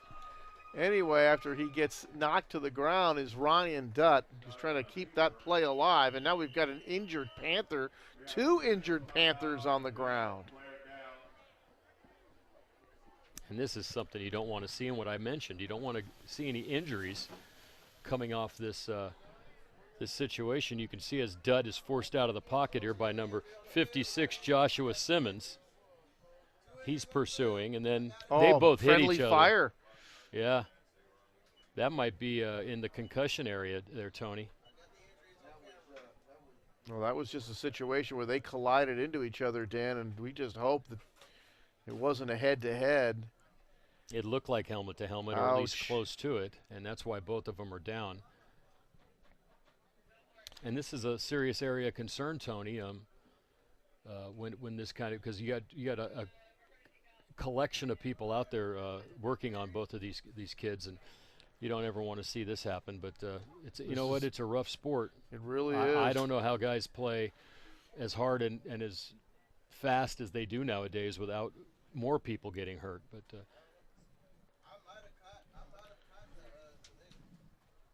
sure, show it again. Well, maybe we'll see this again, Tony.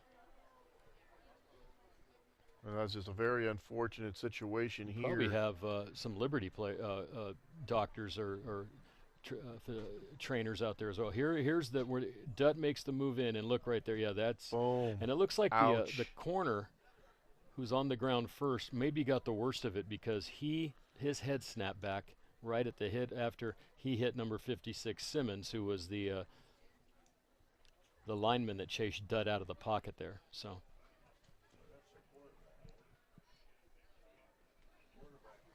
Well, violent collision there, and we could just only hope that these two guys are going to be okay. Yeah, as you mentioned, a nasty Tony, this collision. has been a goofy, weird, strange kind of night out here, and the last thing you want to see is two kids get carted off the field. It looks like they might be getting up okay. That might have just rung their bell, hopefully.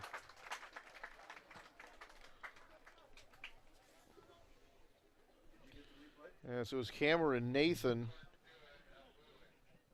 and Josiah Simmons there who made contact with each other, and now they're both up and walking off the field under their own power. Glad to see that, and I'm sure for both of them, their nights are over officially right now.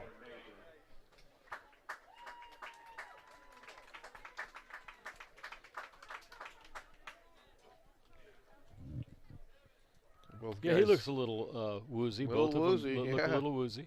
Absolutely. But hopefully they'll be okay. Dutt gained 5 on that run, Tony, so it's going to be 2nd and 5 once we get everyone off the field. And believe it or not, still over 11 minutes to go in this football game. This might be the latest game ever played here, Tony.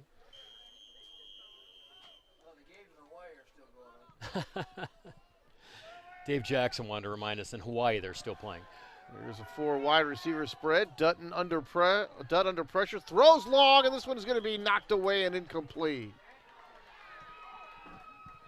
Was there a flag? I know Hinojosa wanted a flag on that play as Najee was running back there in coverage. And it looked like it was Zane Hinojosa who was the intended receiver. But again, more good defense on those deep passes down the sidelines, and Antioch has covered those very well here this evening.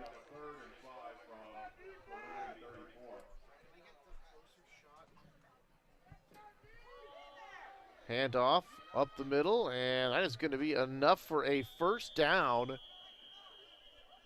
for Sturgis Coffer. He's going to pick up the first down, and they'll move the chains here. And he's been knocking off some nice chunks of yardage in this game. You know, Tony, when you think about it, we'd mentioned that Antioch hasn't had a negative run. Has there even been a negative play in this game, really, when you think about it? I think only maybe one Just or two a couple plays. that I They've can all remember. gained yardage. There have been, except for maybe the sack on Dutt, the classic 4-sandwich sack that they had on Dutt, and maybe a couple other plays, but there have not been very many negative yardage gains. Now, this one's about as close as you get, but they did gain a yard. There's Cofer for about 1, maybe 2. It'll bring up second down. And when we talk about it's Tyrell Sturgis Coffer or Cofer, one of the two. We'll go with Cofer. Or I'll go with Cofer. You go with Coffer. How's that? So they'll know who's talking. Well, let's call them the same name so they don't think we're talking about two different people.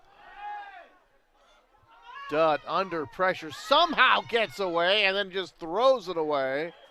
And they're going to throw a flag here. I thought he was certainly outside the tackle box. He got that one to the sideline and to the line of scrimmage, so I thought the throwaway was okay. Well, I heard someone yell, though, that's only in the NFL, which is a weird thing. You would think they'd protect the quarterback even more in high school football. But it seems like we've seen that enough, Dan, where they were letting them get away with that I thought that grounding throwaway, was, the that's grounding call, yeah. Yeah. That's going to be intentional grounding. Not only was he, you know, I've seen some bad calls in upper levels of football where it's not even close. Guys haven't even moved 2 feet. He was not only out of the pocket, he was beyond the hash marks. Oh, it was not even close to being inside the tackle box. I don't even know why that would be a penalty at that point. I mean, at some point, if you know, you're penalized enough just by not gaining any yardage on the play to begin with. Well, I thought the criteria was outside the tackle box, to the line of scrimmage and out of bounds. But I think it has, in high school, that rule must not apply. Here's a dump off here, and on the nice tackle coming up to make that hit. Nice play there. Number 28, Omari Harris, who's had himself a nice game. Yes, he has. As well. Harris has been one of the complimentary players tonight for Antioch. That was a good tackle. Kofor, who has 125 yards rushing in this game. So, Tony, we have 300-yard rushers in this game. A lot of yardage, 80 points, but Antioch has the bulk of them. And now the punting unit coming onto the field here for Liberty as they'll punt the football away. And Omari Harris with that beautiful tackle. Well, there's another negative play there, Dan, as we talked about, haven't had too many of those tonight. Lions juggling that one. Kick is away. Afraid it's not even going to come up and make this play. This is going to hit at the 40 and then bounce inside the 35 down to the 34-yard line. And Antioch will take over there, first down and 10, leading it by 30. So a game we'll certainly remember, but not for a lot of good reason. But one thing we can say, the Antioch offense, potent to say the least tonight. And credit has to go tonight to their line, who opened up hole after hole tonight for Najee and Daylon Green, who's had a great game, and Mari Harris and Antoine Tanner. They all have had touchdown runs tonight. See that block there on the outside? 64 made a nice block there. Green again, able to pick his spot and cut back inside. Victor Ortiz, you see that seal block, Tony? And that's why he gained 10 yards and got a first down. That was a very, very nice block.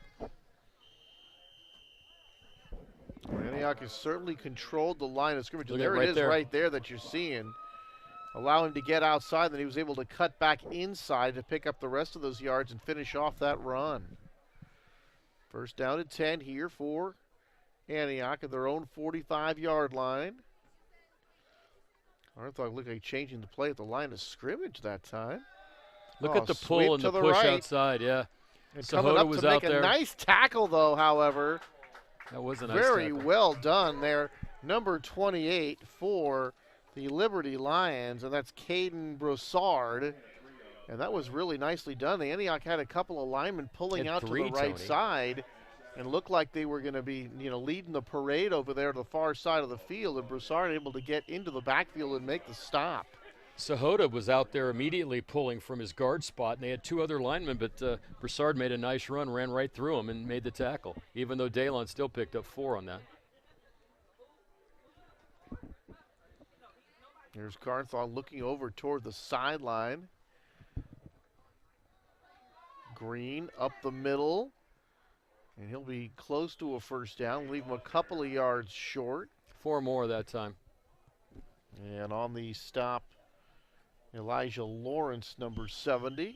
So, Tony, I asked Coach Lucido yesterday about audibles, and he told me, he goes, there are no audibles. We call the audibles. I go, isn't that the opposite of what audible is? An audible when the quarterback walks up, sees something you don't, and calls an audible? He goes, we see the audibles from the sideline. So there are no made-up plays here. It's all coming in from the sideline.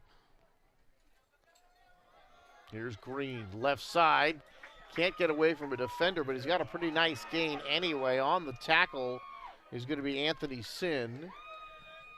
But Green piling up the yardage now. That'll be another first down for Antioch as they move the chains one more time. Takes that little stutter step. Look at that pulling guard there coming around. But, the only problem with pulling sometimes is the guy outruns the line, and then the line trailing can make the tackle. Yeah. You make contact with that first guy, you're going to get 5 or 6 yards automatically. You got to stop that backside pursuit.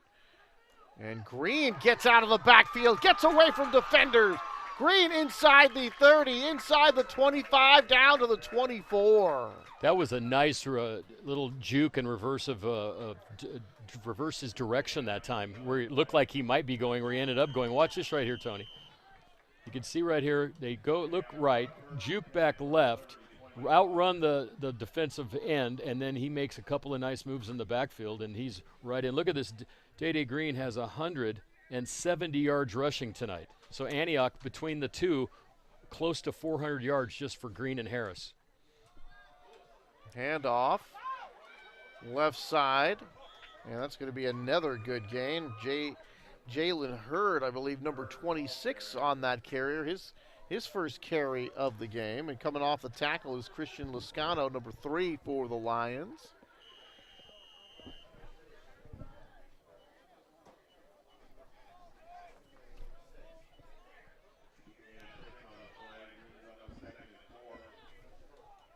Yeah, it looks like Green has now earned the rest of the night off, Tony. That's a Tevin Holmes. You've got Jalen Hurd. So I think mine is more up to date. So you call Hurd. I'm looking at your roster, which I know is not up to date.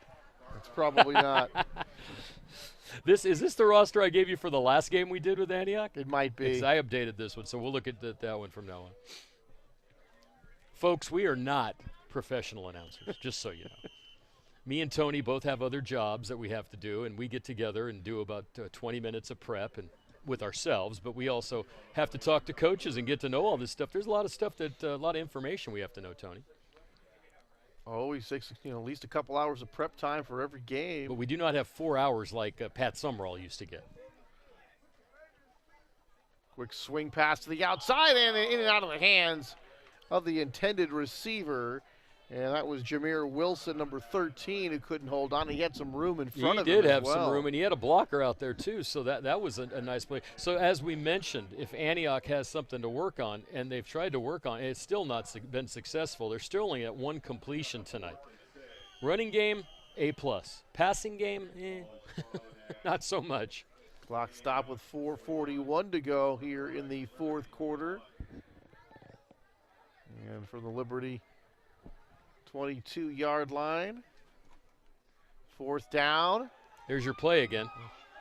There's that end around. Jameer Wilson's going to get the first down. He's going to be spilled inside the 5, down to about the 4-yard line. First down and goal here for Antioch. And nice of course, deception play that has worked time after time after time. Watch this again. Looks like they're going to go to the left. Right, they come back to the left. They got blockers out in front. Number 64, once again, Victor Ortiz, a nice block. And number 13, Wilson, the gain.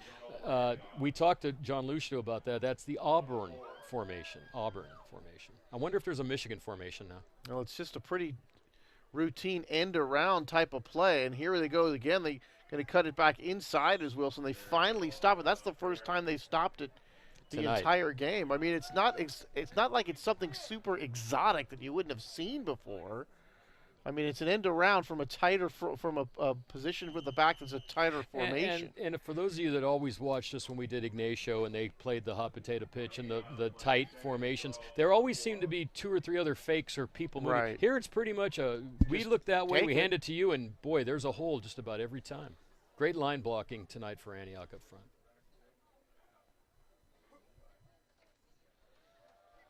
Hand off. And good speed to the outside, cuts it back to the inside. Touchdown, Damone Dorsey, and he is into the end zone for the Antioch score. And another touchdown for Antioch with 3:26. There's a penalty, though, Tony. Oh, boy. So hold everything, and we'll check the flag. Here's Dorsey getting it to the right side. And this will be a hold against Antioch, so that'll back him up. But then another block on the outside. That was a good one as well. So the seals to the inside have been there. The receivers on the outside have been able to make those blocks. Kind of reminds me of the old Vince Lombardi. Want a seal here and a seal here. And the Panthers have been able to do that very well tonight. Of course, this time helped out by a little bit of holding. So forget the touchdown. And now Antioch will face second down and 15. From the 15, so call it second down and goal from the 15-yard line. Here's that quick pitch again. Oh, look at the blocking. And that is going to be a touchdown. And I'll tell you who made that block. That was Kobe. No, not Kobe Williams, but number 34, Sion Vaki, who we've called a number of times now. He just flattened a guy out front. That was your touchdown. And there's your running clock, Tony. There's Jameer Wilson getting the touchdown. So they give it right back to Jameer, and that's that play, Dan, where he's coming in motion and the snap, and it's really almost like a touch pass in basketball right back to him. Yeah, just like the kind of pass you throw out to the wing after you've got it in from the post, send it back out. The same thing here. That one, though, a lot of speed for Wilson going around that corner. Snap, hold, kick is good by Torres. So Antioch, well, they've punted, and they've kicked a couple of extra points. Yeah. They've worked on that a little bit. And boy, so 62-25, 63-22, and 42-0 tonight. The Powers won out tonight, Tony. Here's a replay of that last play. Now watch 34 if you can get him out front. See the guy on the ground? That was number 34, Vaki's block right there. And Antioch has spread the touchdown love around tonight, Tony. There has been lots of different guys getting touchdowns, even though we have almost 400 yards rushing. I wonder how the total will be, because Tanner's got some yards, Wilson has some yards, Dorsey has some yards. Heck, they even brought in Holmes, and he got some yards, even though it was called back after a holding penalty. And this is a very potent, but this is what Antioch's going to have to do. You know, I think they're going to have to do this, Tony. I don't think they have the passing game really to cause a lot of problems. Not like last year. They could throw some passes. I think Antioch's going to have to run the ball down the throats of their opponents. And I would think the biggest challenge is going to come 3 weeks from tomorrow against Pittsburgh. There's Sandoval with the kickoff. This one taken inside the 20. Nice return out across the 40 to about the 42 for Sturgis Kofor. And this will now be the running clock here, as we're going to get down under 3 minutes here in the ball game, and the game that, well, it just seemed like it was never going to quite end. But it's and really it still might not, Tony. till you see those zeros on the scoreboard. 62-25 in favor of Antioch. And boy, we talked about it earlier, Dan, with some of those other scores. There have been some wild, wild scores going on here tonight in high school football in the area. Just absolute pinball machines in terms of scoring.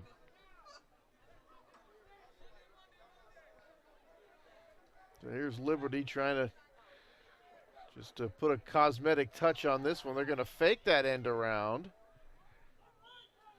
And that looked like Nate Jackson to me, number 9 on the carry that time. Playing at the quarterback spot it is. Pardon me, I have the wrong one. That is going to be Matt Marchetti. And I asked, is he related to Gino Marchetti? Well, the Marchettis are a very famous Mickey Marchetti, if he's related, was a good running back here in Antioch in the 70s. And, of course, Gino, that was Mickey's uncle. Plowing ahead for a couple. And probably the most famous of the Antioch Panthers who played in the NFL would be Gino Marchetti, because he's the only one in the Hall of Fame. Well, he's got to be number 1. Yeah, I'd say so. I mean, he not only is in the Hall of Fame, I think he made the top 100 players. I think he was in the top 50. One of the greatest defensive ends of all times. Part of that's 58 and 59 Colt championship teams. Back to pass, and a hit and drop is Marchetti. And he might have gotten back to the line of scrimmage, and that's all. So he's in here in the cleanup, mop-up duty here. With they don't want to get Sion Dutt hurt at this point either. So Liberty from the 47, under a minute to go now. So, Tony, just to, not that I'm not complaining, because it's always fun to be here and do games with you, but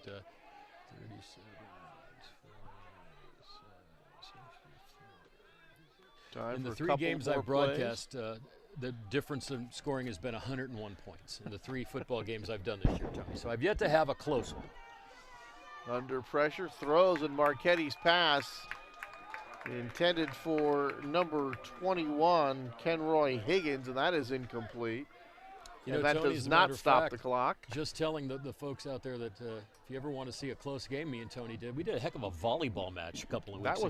That was very entertaining, wasn't it? Very fun. It was like 3 weeks ago.